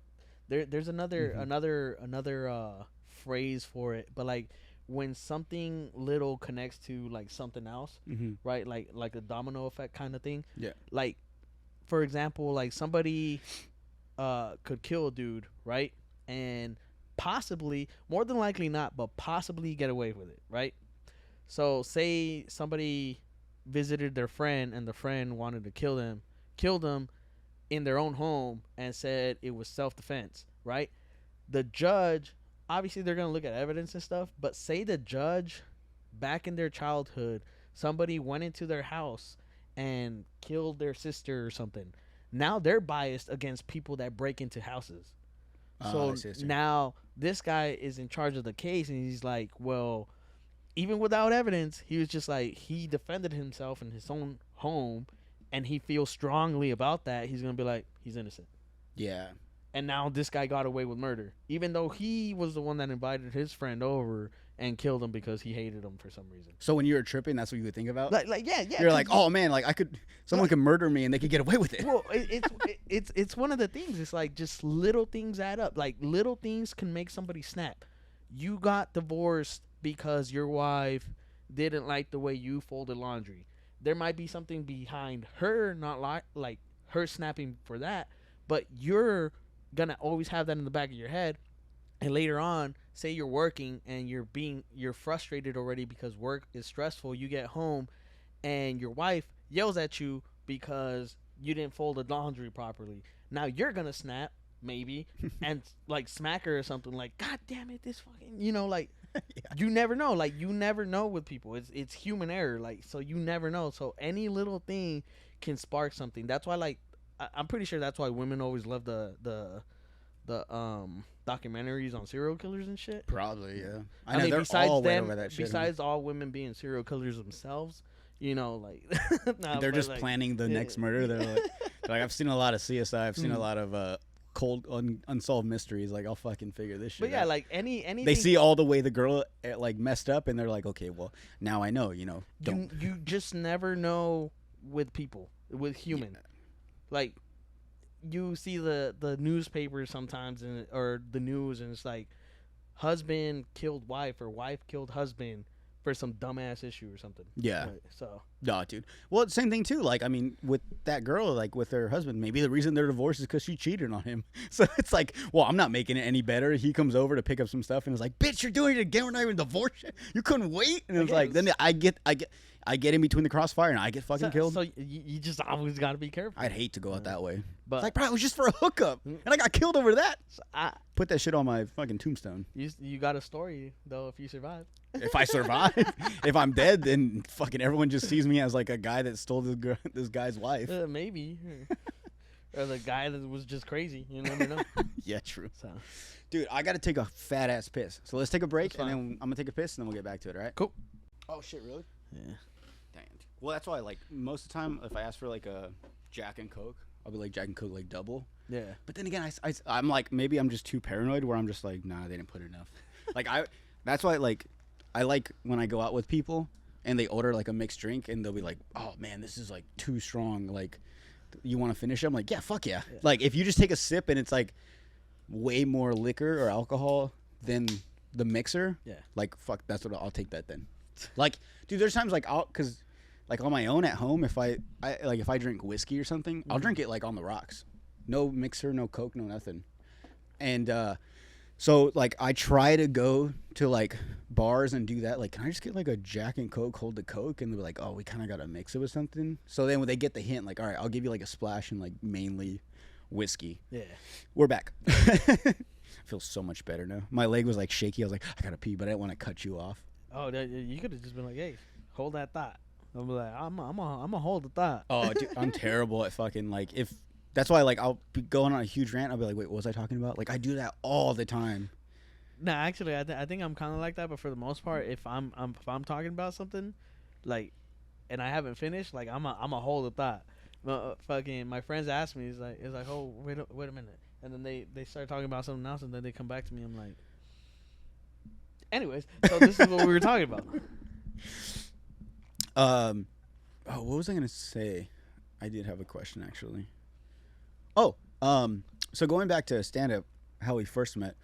When was Yuma the first time you ever done stand up? Yeah. Oh, very first time. So again, I had been told like, oh, I'm funny. Like, and I feel like, and that's one of those things too. Like, I feel like everyone kind of gets that. Like, no one tells themselves like, I'm pretty funny, I should go do this. So you kind of get a lot of your friends like, bro, you're like funny, and like it kind of makes you like, maybe I am. So comedy has always been my thing. Mm-hmm. Like I in class, like I always try to be the class clown. Like I always try to crack jokes no matter what. Cause I like seeing people laugh because I made them laugh, you know. Yeah. And then like I want to say it was like 6th grade. I started watching like Comedy Central. Well, I would always watch Comedy Central, but when they had the stand-ups, they had like a whole like channel just for stand-up comedy. That's where I saw like Gabriel Iglesias in them. I saw this big dude talk about like ice cream filled donuts and stuff. That stuck to me. I just never got his name because I never saw more of him. Oh, okay. Like I did of like Gabriel Iglesias or Jeff Dunham and all that. But like I started watching a lot of stand-up starting like 6th grade and stuff. Oh, okay.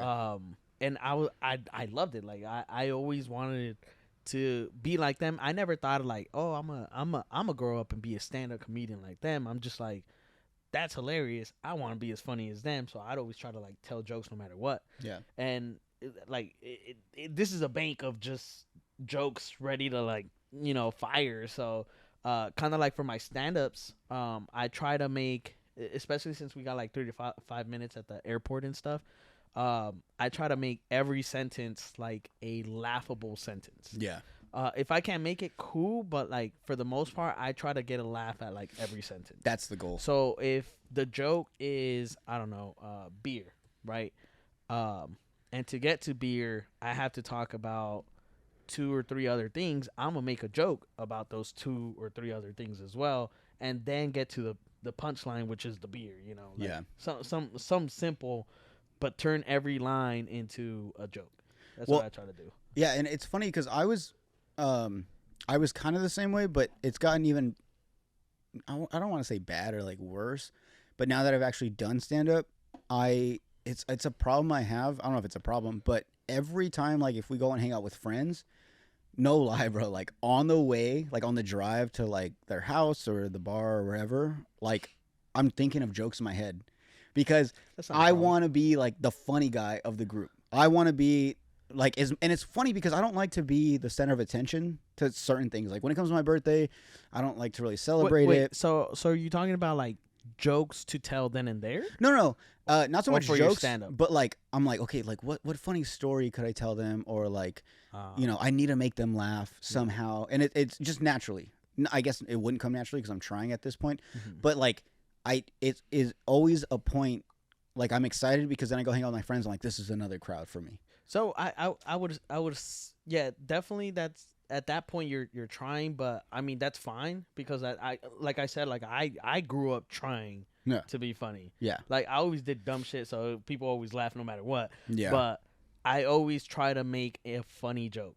I was pretty good at like on the spot making jokes because I had always tried to begin with. Yeah. I always wanted, because that was my thing. My brother was the popular kid, and I was like, well, I'm gonna be the funny one. So like, and I love laughing. I love laughing at shit, and I love making people laugh. So like, I would always try to the same thing, like try to make a joke or try to tell them a funny story. Yeah, dude, I've gone to like some crazy extents too. Like the first time I remember when I was younger, I was living here in Yuma. I talked to one of my old friends from back in the day. We like met up again on like social media, on Instagram, I think. And I had got invited to this house party. It's like a Halloween party. We were probably like in 6th or 7th grade, but it was like crazy because it was like mainly just kids. Like the parents were inside, but it was like pretty cool. And I remember that for some reason there was like a part of the yard, the grass, so it was like real muddy and slippery. And I accidentally, the first time, I slipped and fell. And everyone laughed, but I never took it as like they're laughing at me. I was like, oh, I got them to laugh. Like, this is funny to them, bro. And I fucking went off, and like every, I don't know, probably like 2 or 3 more times after that, I just kept slipping and falling. Dude, by the end of the party, I was covered in mud. But like just to get a laugh out of people, because I was like, oh, that's what makes you laugh. I'll do it again, you know? And like I honestly, I want to say from that point on, that's when I was like, okay, this is what I want to do. Like, not so much be a stand-up, but like at that point, I was like, I just want to make people laugh. Like and I've always assumed, and from what I've seen, like people like to be around people that make them laugh. They're entertaining, they're fun, you know, they're people that like they want to be around. They're people that they're like, oh well, I wouldn't do that, but like I'm glad someone else is doing it. So I always wanted to be that person, whether it was like laughing at me or with me or like at things I've said. I don't care. Like a laugh is a laugh to me. That's why like I try to go on stage and I try to be like self mutilation or whatever the fuck they call it. Well, that's something else, but well, self mutilation I think is like I think that cutting your penis. Well, yeah, that is what it is. But I self-deprecating. It's deprecating. There yeah. Where you just kind of make fun of yourself, and I'm totally cool with that. Like I have no problem in me being the butt of the joke. Hey, as long as they're laughing, they're laughing. Yeah. Like we talked about, like I go on adventures and I do things out of my comfort zone to get a story, whether it's on someone else's expense. Maybe they did something that was funny and I tell that. Sometimes I even twist a story to where someone did something, but I know they're not comfortable with that, so I'll switch it to me. Like I have no problem with people laughing at me or with me. Yeah. And like I said, like as of I want to say like within like the year, and every time we get invited out somewhere on the drive, I'm like, cool, like what story should I tell them? Like, is this pretty funny? Like it kind of fucks with me because then at the party I'm having fun, but I'm also like, I need to be the funny person. You're working. Yeah, in a way. But it's fun to me. It's like a challenge to me. It's like I need to make these people laugh. So I like I said, like I love talking. I love making people laugh. one of my things. So one of my uncles, he passed away last October. Like one of my goals was always to make him laugh. Yeah, there's always like Right. some family member you're like, Yeah, if I make them laugh, it was always to make him laugh. Like so, anytime I was around him, I'd make a joke or tell a story that I knew was gonna get like a giggle at least out of him, right? But for the most part, like I don't have to think that hard to like come up with something on the spot. Like I'll make the joke. If the joke wasn't funny and people start making fun of me, I'm like, whatever. I tried. yeah, But I keep it going anyways. Like, and even no matter what, like growing up, since I talk so much and always try to be that guy, like people did get annoyed of me, right? Because I was a little kid though. Now that I'm older, like people actually like talk to me and make conversation and shit. yeah, And like it's actually something they like doing, talking to me because I engage, I tell the story, and I make them laugh while I'm at it too. So like yeah, they know no matter what, I'm always gonna make a fucking joke. In the military, like in boot camp, a lot of the recruits that I went to boot camp with wanted to fight me because I didn't take it too seriously. And I would always laugh at them because I'm like, it's not that serious, bro. Like I'm doing my part. Like I'm gonna get through this. Like I'm gonna do all the shit. I'm gonna learn whatever I have to learn. I'm gonna fall in line whenever I have to fall in line. But if we're like on our downtime and shit, and I can make jokes, like I'm gonna make jokes, bro. Like I'm gonna fucking make this shit lively. Like a lot of the shit, dark. I love dark humor because it's not that it's making fun and degrading the subject. It's just making it more not so sad.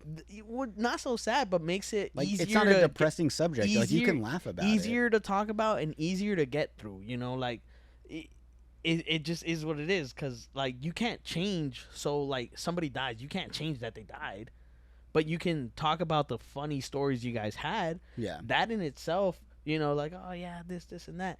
But like you can eventually end up.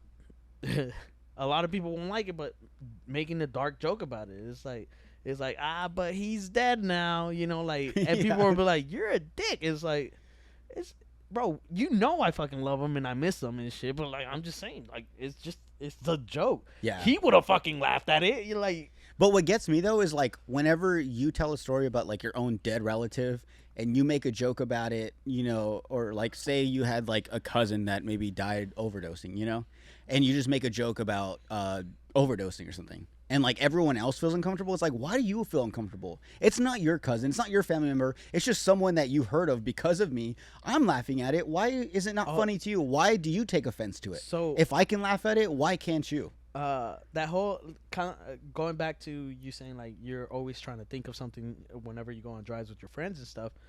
That was me in school, obviously, and like it helped me develop the like, fuck it, I don't care what you think about it. Like I'm still gonna say whatever the fuck I'm gonna say, and it helped me develop like the whole jokes and stuff as well. So that's how I got where I'm at, and every time I'm with a crowd. Like I'm always the clown. Like one way or another, I'm a be making the most jokes. I might not be the funniest, but I'm fucking still making the jokes, and I know what, like from experience, I know what's gonna get them to laugh and what's not gonna get them to laugh. Yeah. With the military and stuff, and like what I can and can't say, also helped me out on like dealing with crowds and shit. So like I know like what I can say and what I can't say.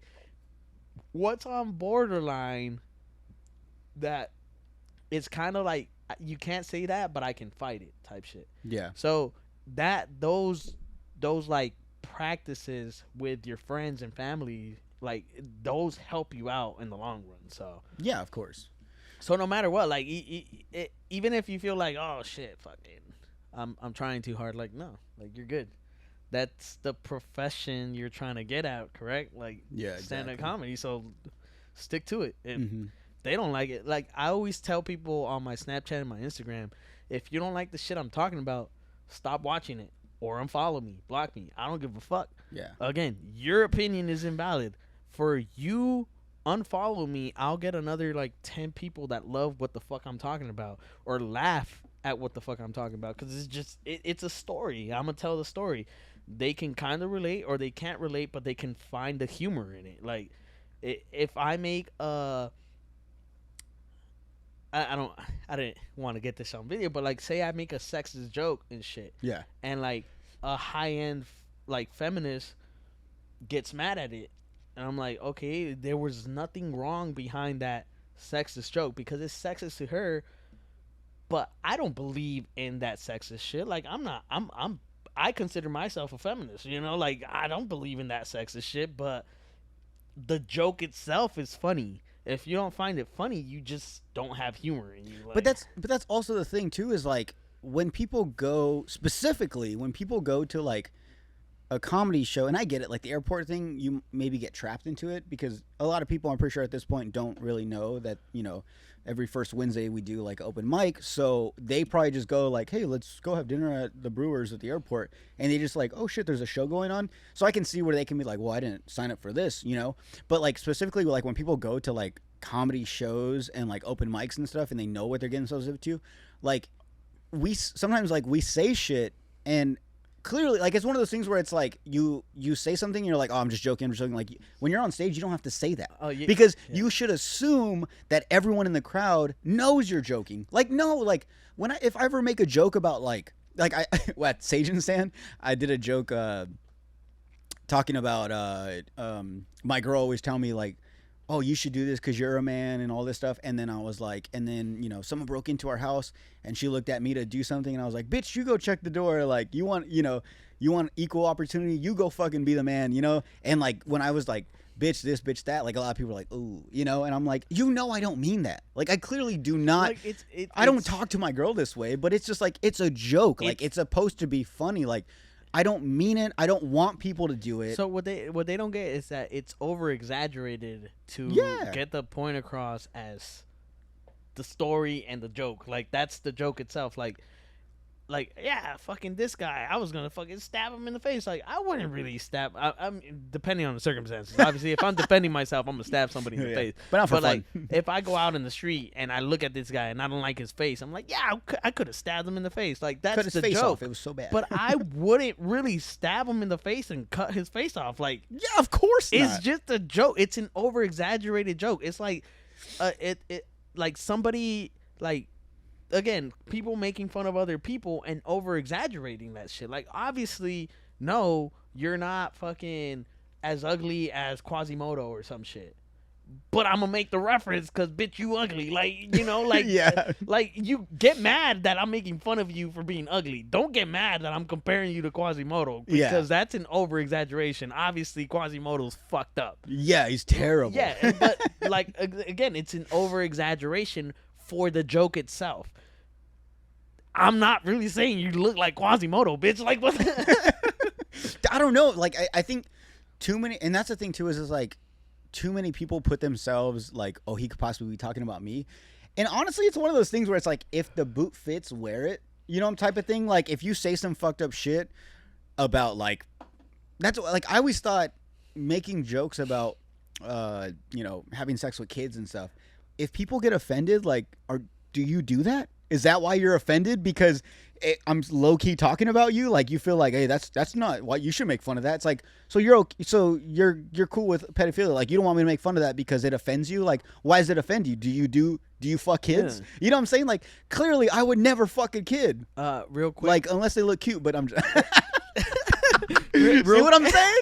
It's a joke. So real quick on that note, going back onto your last episode, your last podcast, of how you were talking about the jokes and shit, like fucking like you don't like kids.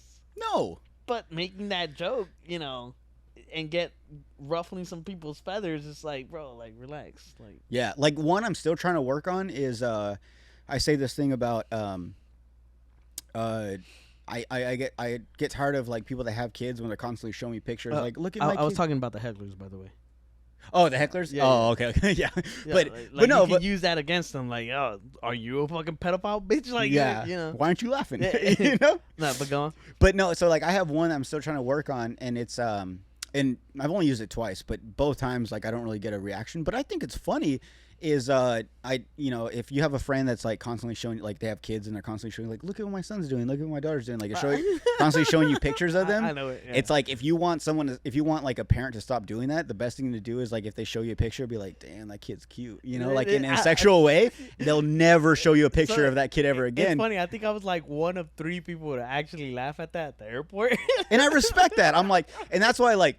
And that's the thing is like Cody will tell me like I'll tell him like, bro, like I don't think I did good. He's like, bro, like I was laughing at your stuff, and in my head I'm like, well, yeah, you are, because you're not like everyone else. And I respect that and I love that. Like, thank you. Like, you get the joke and it's a joke and it's funny, but like it pisses me off that like other people don't catch it, because it's a good joke. Like, it's something like this would work, but so many people take it to heart. It's like, no, I don't look at people's kids and I'm like, that's a cute ass kid. Like, I would fuck the shit up. You know what I'm saying? Like, I don't mean that. You don't even know what they're not laughing at. You don't know if they're laughing. It may not be funny. But it might not be funny.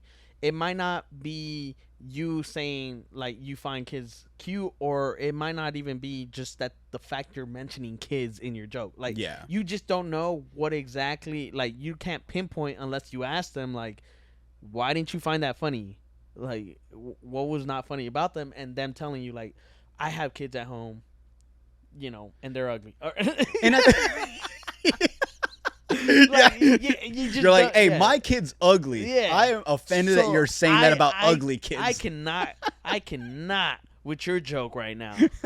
Well, I mean, it's the same thing with like dude, it's like, I don't know about you, but like I don't want to say like I've gotten fully comfortable with like not giving a fuck, but I still give a little fuck. You know what I'm saying? So like, there's some jokes I have that I'm like, I'm active duty still. Oh, okay, there you go. Yeah, I have to give a fuck. So I'm still, but even then, like, just in general, like in the general public, knowing like certain people, like like certain like people that have like special needs kids, having jokes about that, having what I'm saying, and I have a joke about my dad shaving my little brother's head when he was like not even like maybe like 6 months old. And I want to say like he looked like a little cancer kid, but like I know a lot of people are gonna get shit about it, and and especially like in Yuma, like I know it's like a big thing, and that's the thing, like I fully support that. Like, dude, it fucking sucks that knowing that kids get cancer and stuff, and like all that stuff. But like at some point, it's like we make jokes about it, and it's not. And I clearly don't mean that. You know what I'm saying? Like, I'll donate to whatever fucking kid has cancer. But I'm just saying, like, I mean, when I make the joke, I'm like, he looked like a kid that had cancer at 6 months old. So maybe that's why my mom fucking cried when my dad shaved his head. Yeah. You know what I'm saying? And so, like, certain things like that are very hard. Like, I'm like, okay, maybe I shouldn't say this. So that part of me is like, okay, I do kind of give a fuck, because it's also holding me back. Like, I'm like, oh, maybe I shouldn't say that one, because a lot of people here are gonna, not take it well, or they're gonna, boo me off. But so for me, I genuinely do not give a fuck, because like I refrain from certain shit because of the military, obviously. But like for the most part, like I genuinely do not give a fuck, because if they come up to me and they're like, yo, I know you're doing stand up, but everybody's hating on you because you said this, so you're gonna get in trouble because it's making us look bad as a military. I was like, it's just jokes. I'm doing stand up. That's the whole stand up gig. Like, are you gonna make it illegal for active duty military folk to do stand up because they're doing jokes that might look bad on people? As long as I'm not being like, say, completely racist, like saying the N-word, or completely sexist, like saying, like, without joking about it, like women deserve to stay in the kitchen or some dumb shit like that. Like, because I don't believe in all that shit. I'm gonna make a joke that might be sexist or something, or some people might think it's racist. Like me saying like I look kind of Asian and shit. Like people can find a way to make that shit look sexist, but that's a fact.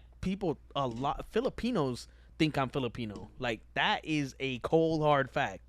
Wait, are you not?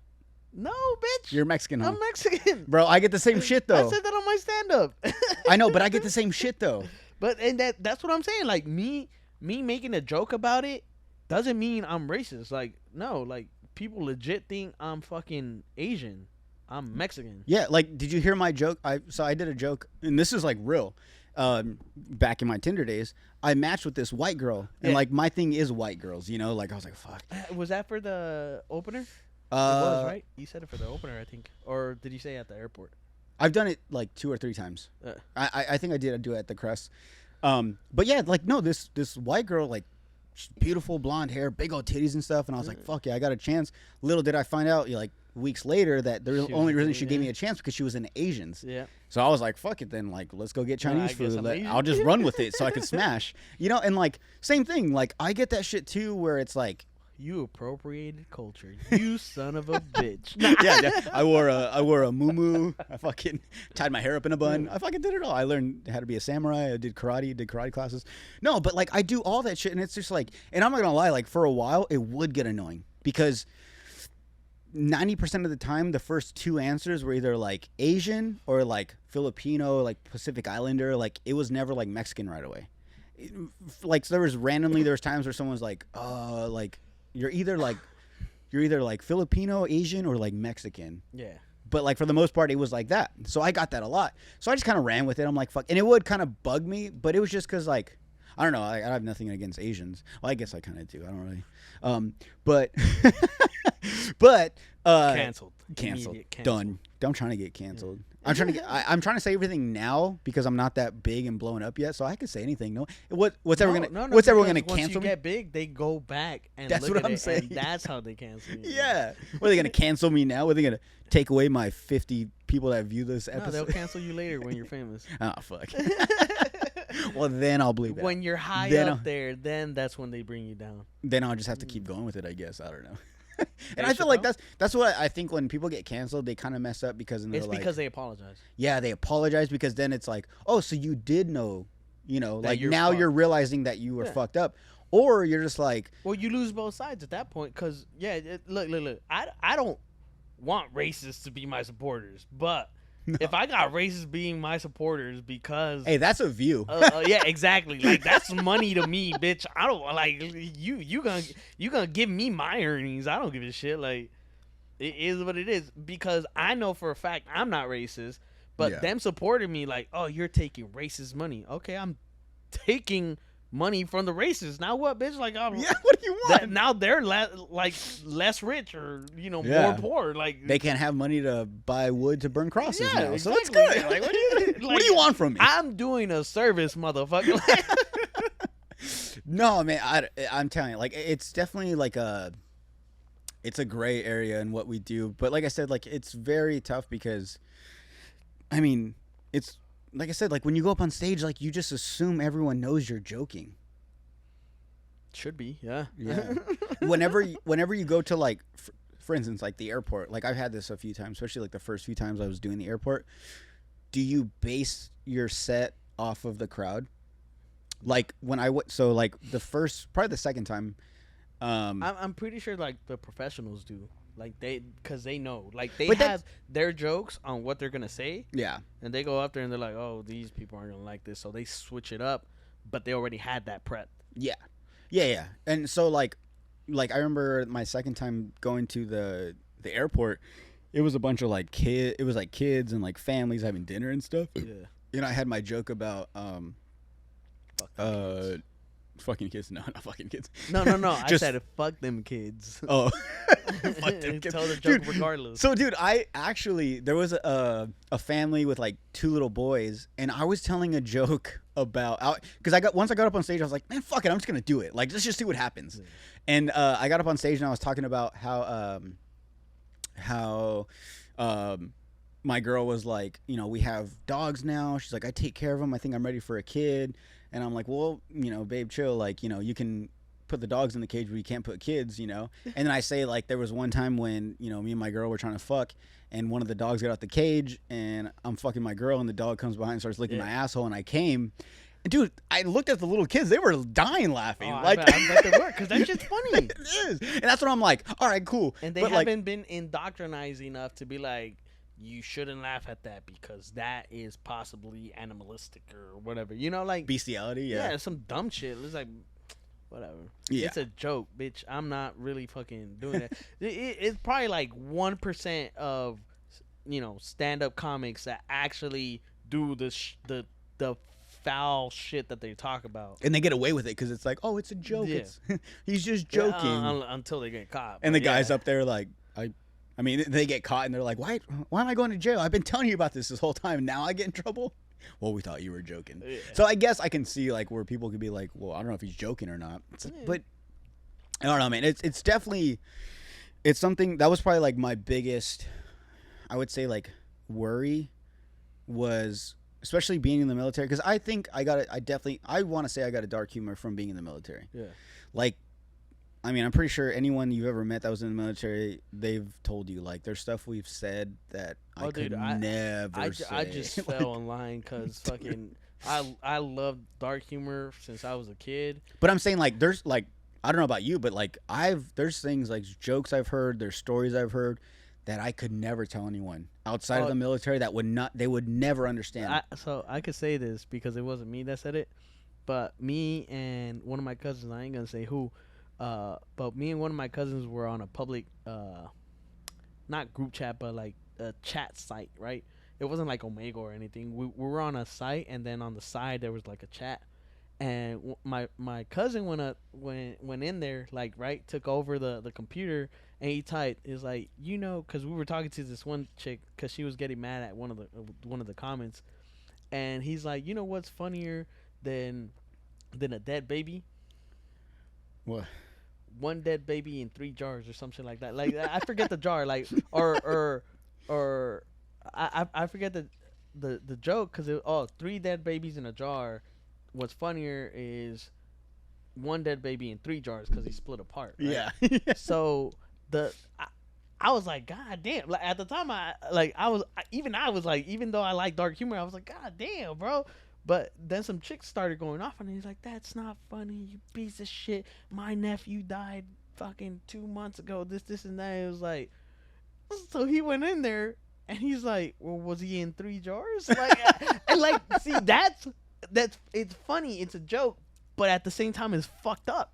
Yeah. Like, I get why she was mad, but at the same time, it's like, it's just dark humor. And me, like, that's not my dead nephew in 3 jars. I was like, trying not to laugh and shit. I'm like, God, it's low key funny, but at the same time, I'm like, that's fucked up, like. But no, and that's the thing too, is like, actually, I heard this one that I still stands out to me, like, to this day. It was like the first year I was in the military. These 2 guys are going back and forth, like, saying jokes, and one of them said something about the other guy's mom. And that he did the whole thing where it was like he had no comeback, so he was like, bro, my mom's dead. And the guy was like, oh man, I'm sorry. It's probably because I murdered that pussy last night. And I was like, oh fuck. Because you can either apologize or just roll with it. Yeah. It's funny. And that was like the best comeback I ever heard, because it's funny because I was thinking about that whole scenario for like the past like half hour to an hour. Cause I'm like, it's because a lot of people use that. It's like, growing up, a lot of the times whenever you hear mom jokes, because mom jokes was hilarious back then. Yep. They had that fucking the TV joke, Yo Mama and shit. George Perez was on that. Yeah. He won that. Yeah, Oh, okay. Yeah, I was seeing it on the. I think I heard about it on the podcast actually. Oh, okay. For you guys, yeah. But I was like, growing up, like a lot of people would do the Joe Mama jokes, and people would hit them back with like, my mom's dead. Yeah, and it kind of ruined everything. Like, oh, dude, I'm sorry. For some people, yeah. Most people were like, most man, people around made this awkward, would be like, now. oh shit, that's fucked up.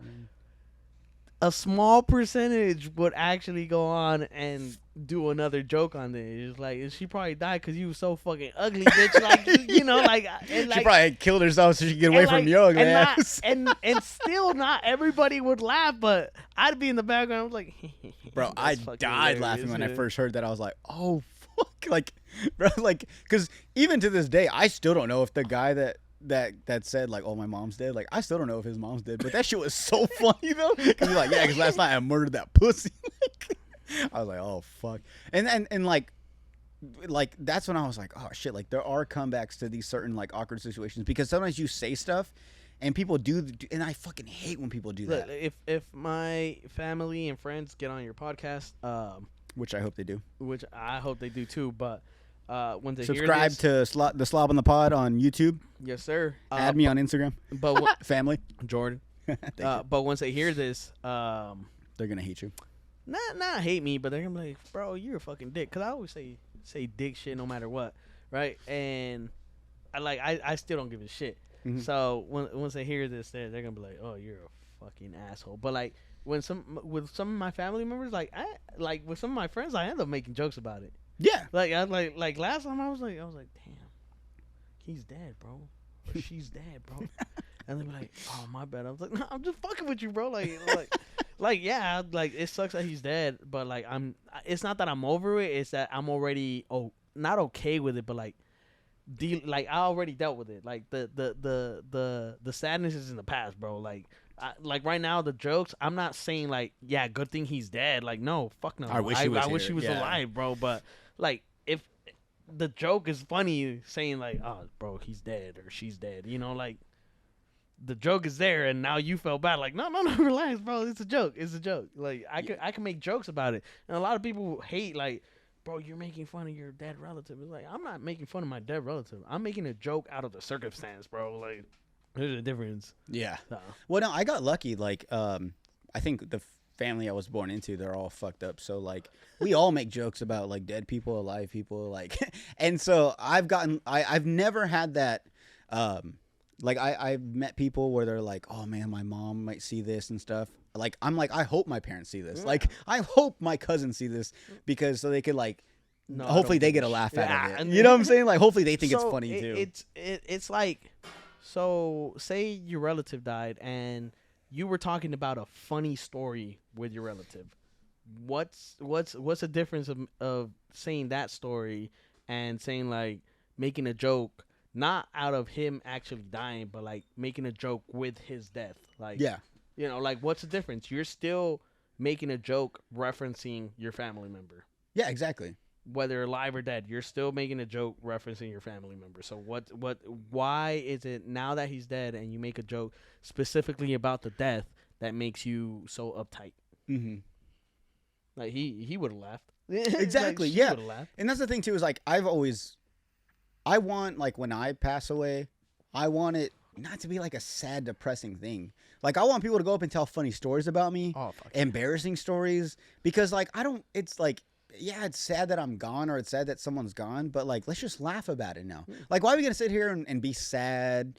And no matter like what it was, whether it was like a car crash or like cancer or like suicide, like, bro, like, let's just make fun of it. Like, yeah, like if I died and something happened in the world where, you know, hoish behavior on both, you know, women and guys is accepted, and somebody was like, well, that sucks for him. Now he's dead. That this is something he would have loved, you know. And it's like, bro, he's dead. You're making fun of his death. Like, no, I'm just making fun of like the hoish part. Like, yeah, you know, exactly. That is.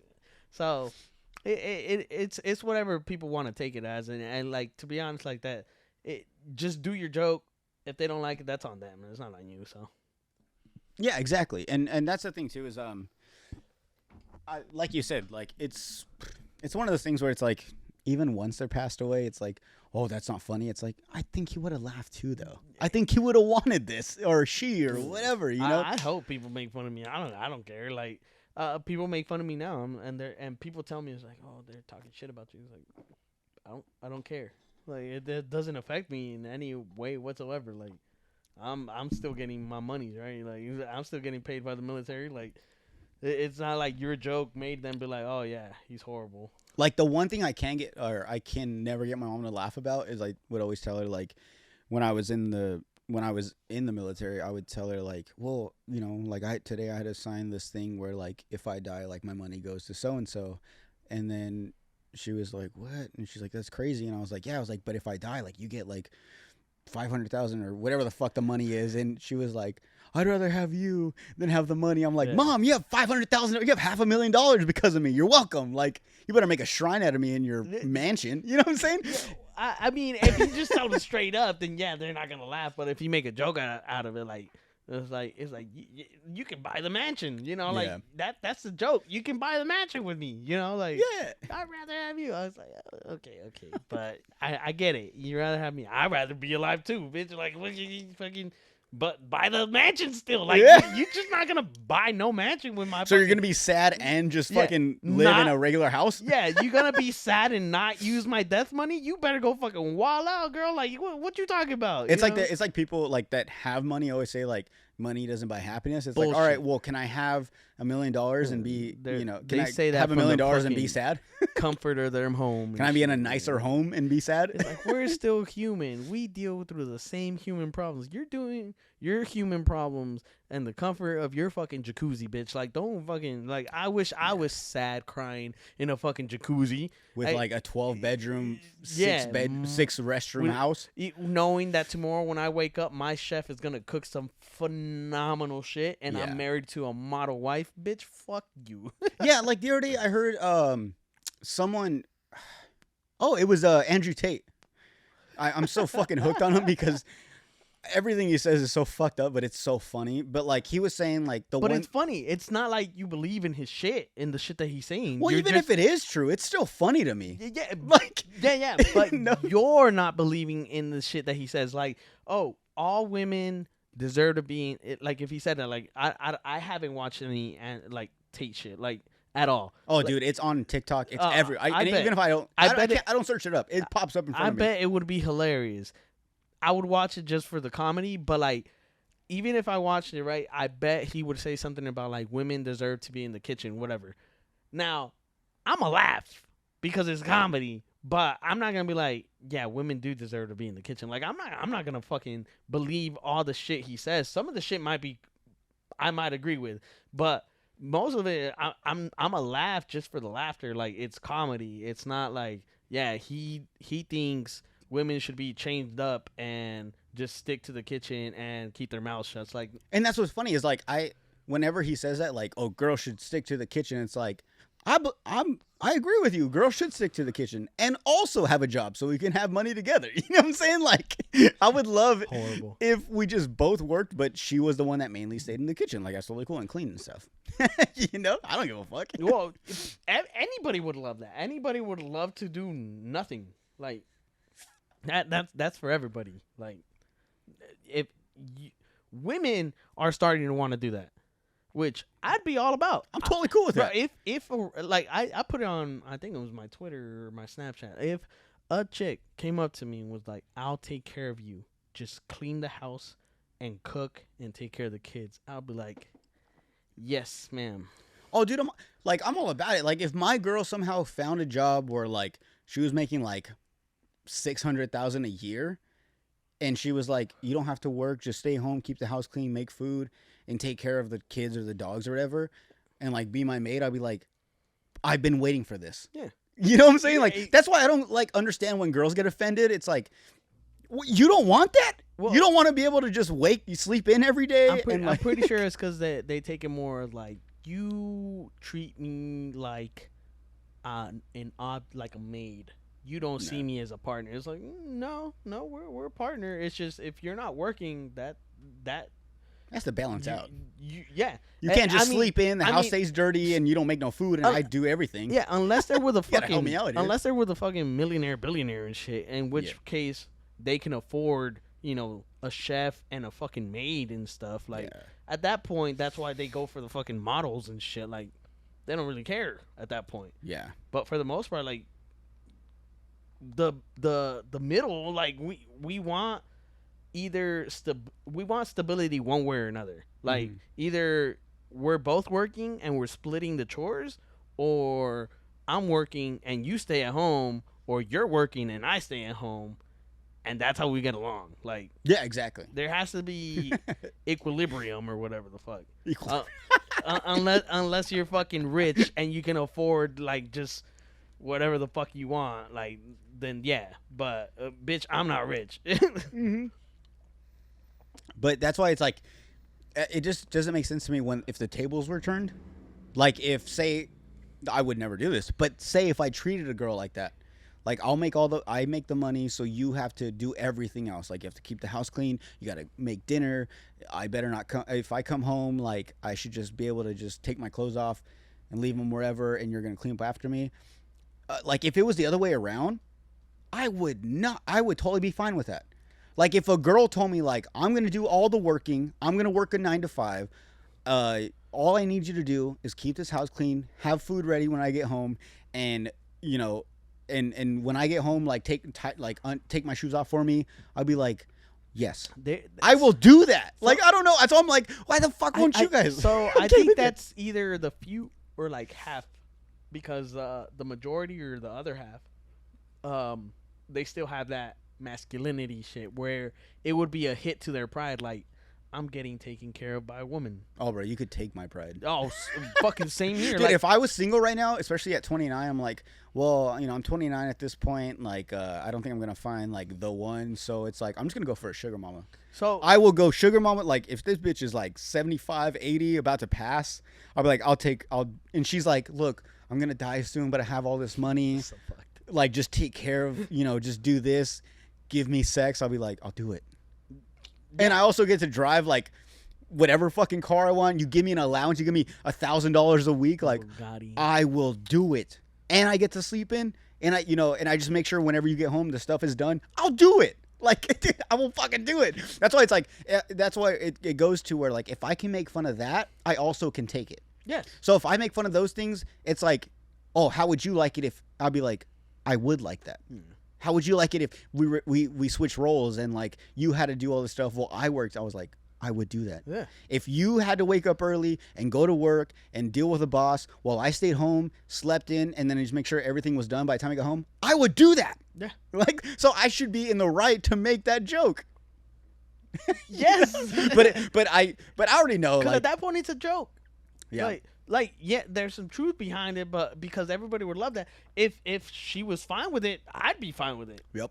If she wants to work, then cool. We can split the fucking chores. Like I never understood when like guys get jealous because they have a girlfriend that makes more money than them.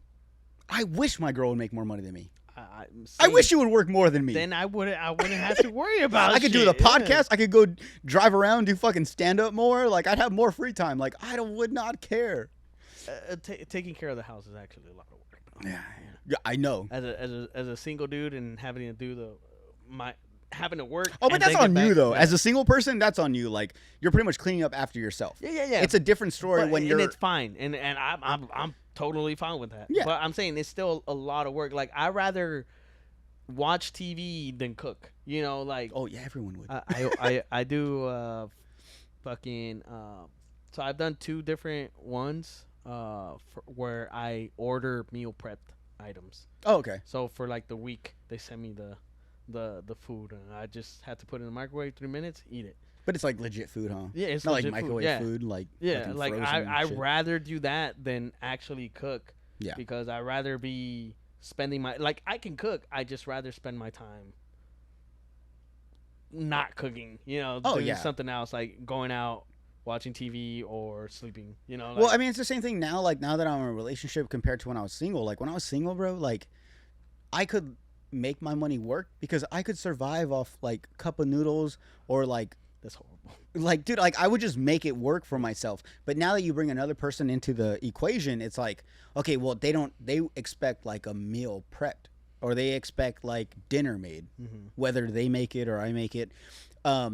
But it's like, man, if I was single, like, bro, I could save so much money and I would eat like the most bullshit, like, because I can eat that shit, dude. Like when I was in the military, like, there were times where like I didn't want to cook dinner. All I had was like noodles and like tomato sauce, bro. I would just make the noodles, put tomato sauce on it, and just eat that shit. And I'm like, my stomach is full. I'm not hungry no more, so I'm good now. You know what I'm saying? But like, I can't do that now. Like, I can't make that shit. My girl's like, this is terrible. Yeah. Like, she's like, I want a meal. And it's like, I totally get you. Like, yeah, I get it. It's not just me anymore. So whenever you bring another person in, then it's like, all right, I get shit it. changes. Yeah. So that's what I'm saying. Which like a lot of people, that's why they want to stay single nowadays, because they want to do their own thing. Yeah.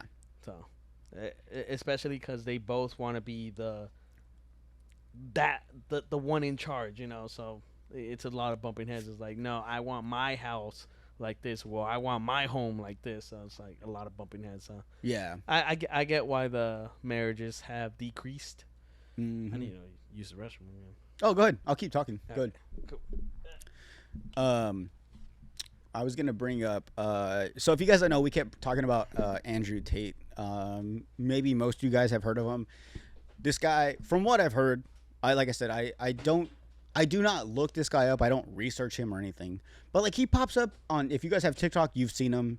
If you listen to podcasts, he's been on like podcasts and stuff. So he's like this like. I guess people would consider him like this misogynistic, like feminist guy, or he's like into like girls being girls and doing what they do, like having kids and like staying home and cleaning and all this stuff while the man works. Like he's very like old school in that mindset, and so that's why whenever we reference to Andrew Tate, that's what we're talking about. Like that's why this guy over here, when he comes back, I'm gonna excuse me, fuck me. Unless you want to. When he comes back, I'm going to bring up the Andrew Tate thing about how he feels about all that stuff. Because it's very interesting that, especially nowadays, like 2022, like there's a guy out there that's still in that mindset. And like we said, like we joke and all this stuff, but I clearly don't. Like, I don't believe that girls only should be in the kitchen. Like, dude, like I said, I think a relationship works out better when, what is it? I can't remember the saying. It's like double income something. I don't know what the fuck it is.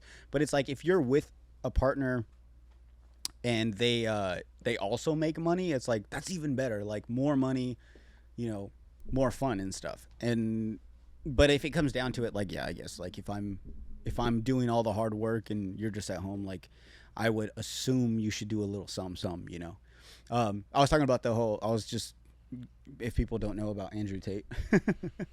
Do you know who he is? Like, about him? Well, he was in MMA, so. Yeah. Oh, okay. Well, yeah, he was, he was a kickboxing. He was a kickboxing champ. That's what he was in, wherever he's from. But he was like a kickboxing champ, and then he made money he found out that, girls are doing like sex hotlines. So he was like, look, I'll run, like, you guys do all the work and I'll manage it and all this stuff. So he just like created his own thing, and then he became in charge of like girls that had OnlyFans, and then he just kind of went from there. That's how he makes his money.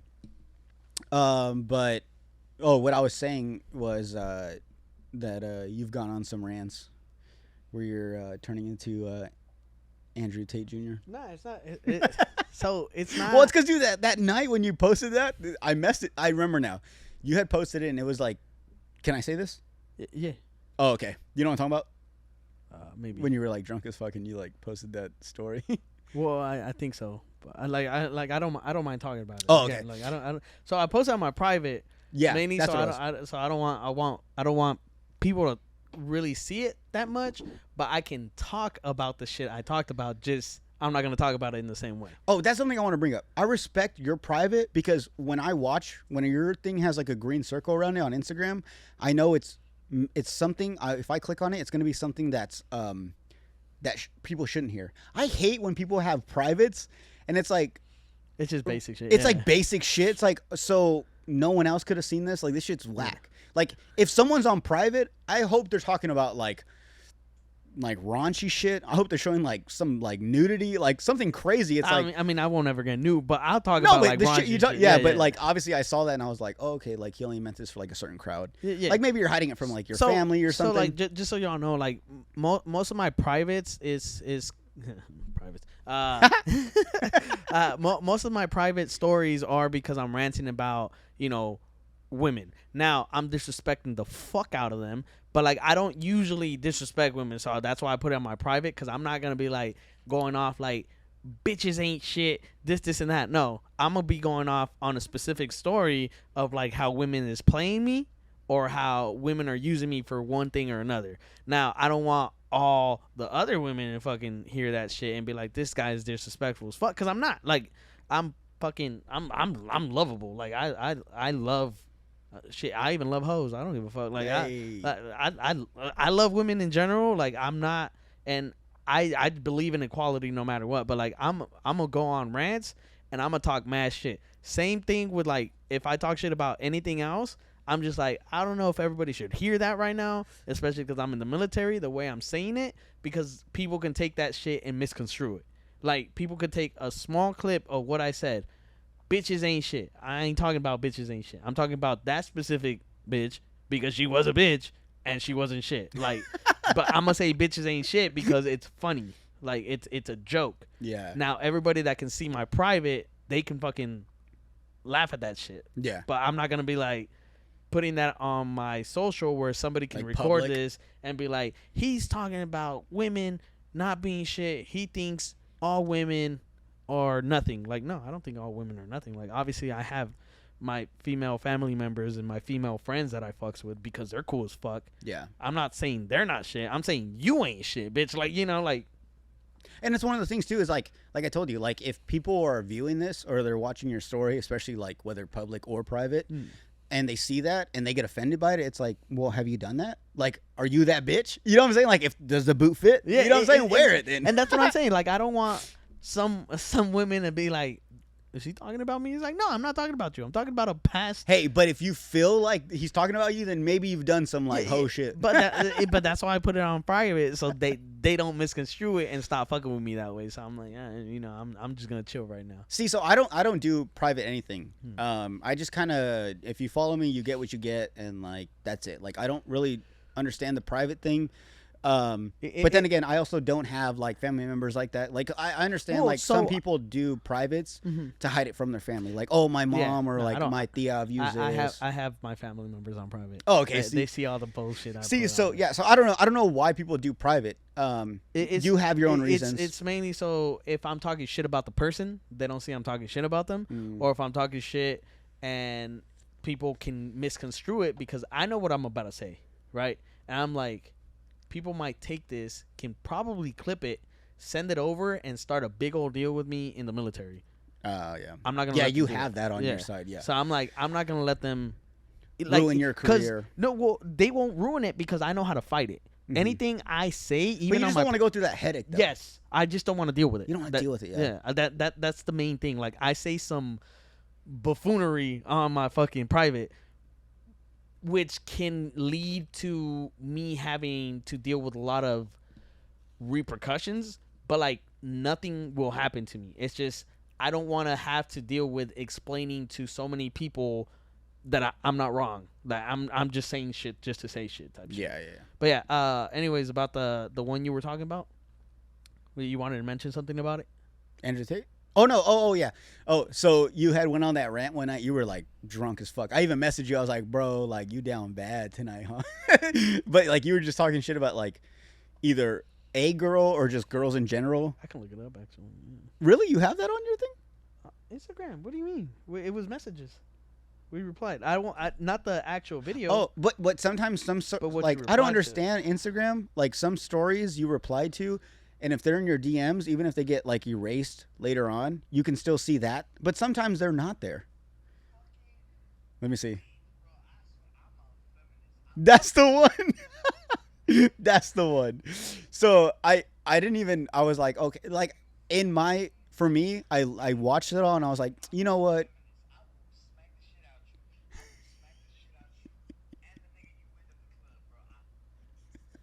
So I was just like, I get it, man. He's drunk. He's just talking out of his ass. Like he's probably gonna wake up and not know what's going on. But like the fact that you posted it, and I thank you for putting me on your secret list. Oh, yeah. Because anytime I see people with a green circle, I'm like, oh, thank you, thank you for like knowing that the shit that you want to keep away from the public, he'll be okay with it. Yeah. Because I'm like I posted just to make people laugh. Now the people I make laugh, I know are gonna take it like, oh, this guy's serious. And that's why you have he's the next Andrew Tate or whatever. That's why you have to hide it from people because they're gonna see it like, oh, he really believes that. Yeah, like no, I'm not. And people only think that because they don't really know you. And I'm not saying that I know you fully. I don't know your full story. I've only, I only know about the little times we've met, and then even now, like I know a little more. But I totally get that. Like, there's probably people that follow you that are just like, oh, I didn't know he was like this. So you kind of have to hide him. You have to kind of like shade him away from that. It's like, this isn't really me, but this is something like that's on my mind. And it's like, all right, cool. Like, fucking let it be, But every time I see like when people put the green circle, I'm like, oh, I'm like, I'm not hidden from that. Like, thank you.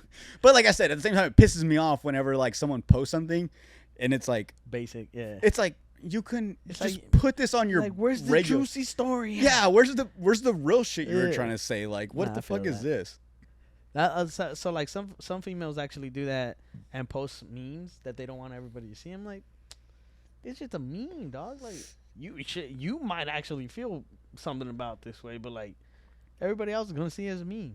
Yeah, Like, or they're not. Like this girl I was talking to used to get mad at me for posting memes. I'm like, that's your fault. You're taking it too seriously. Like, I'm a comedian.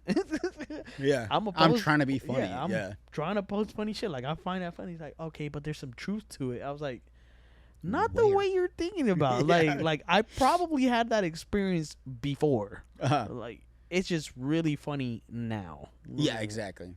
It is what it is. Exactly. That's exactly. It is what it is. But no, man, we've been going on for a while now. Oh, dude, trust me, I can talk for ages. I can tell.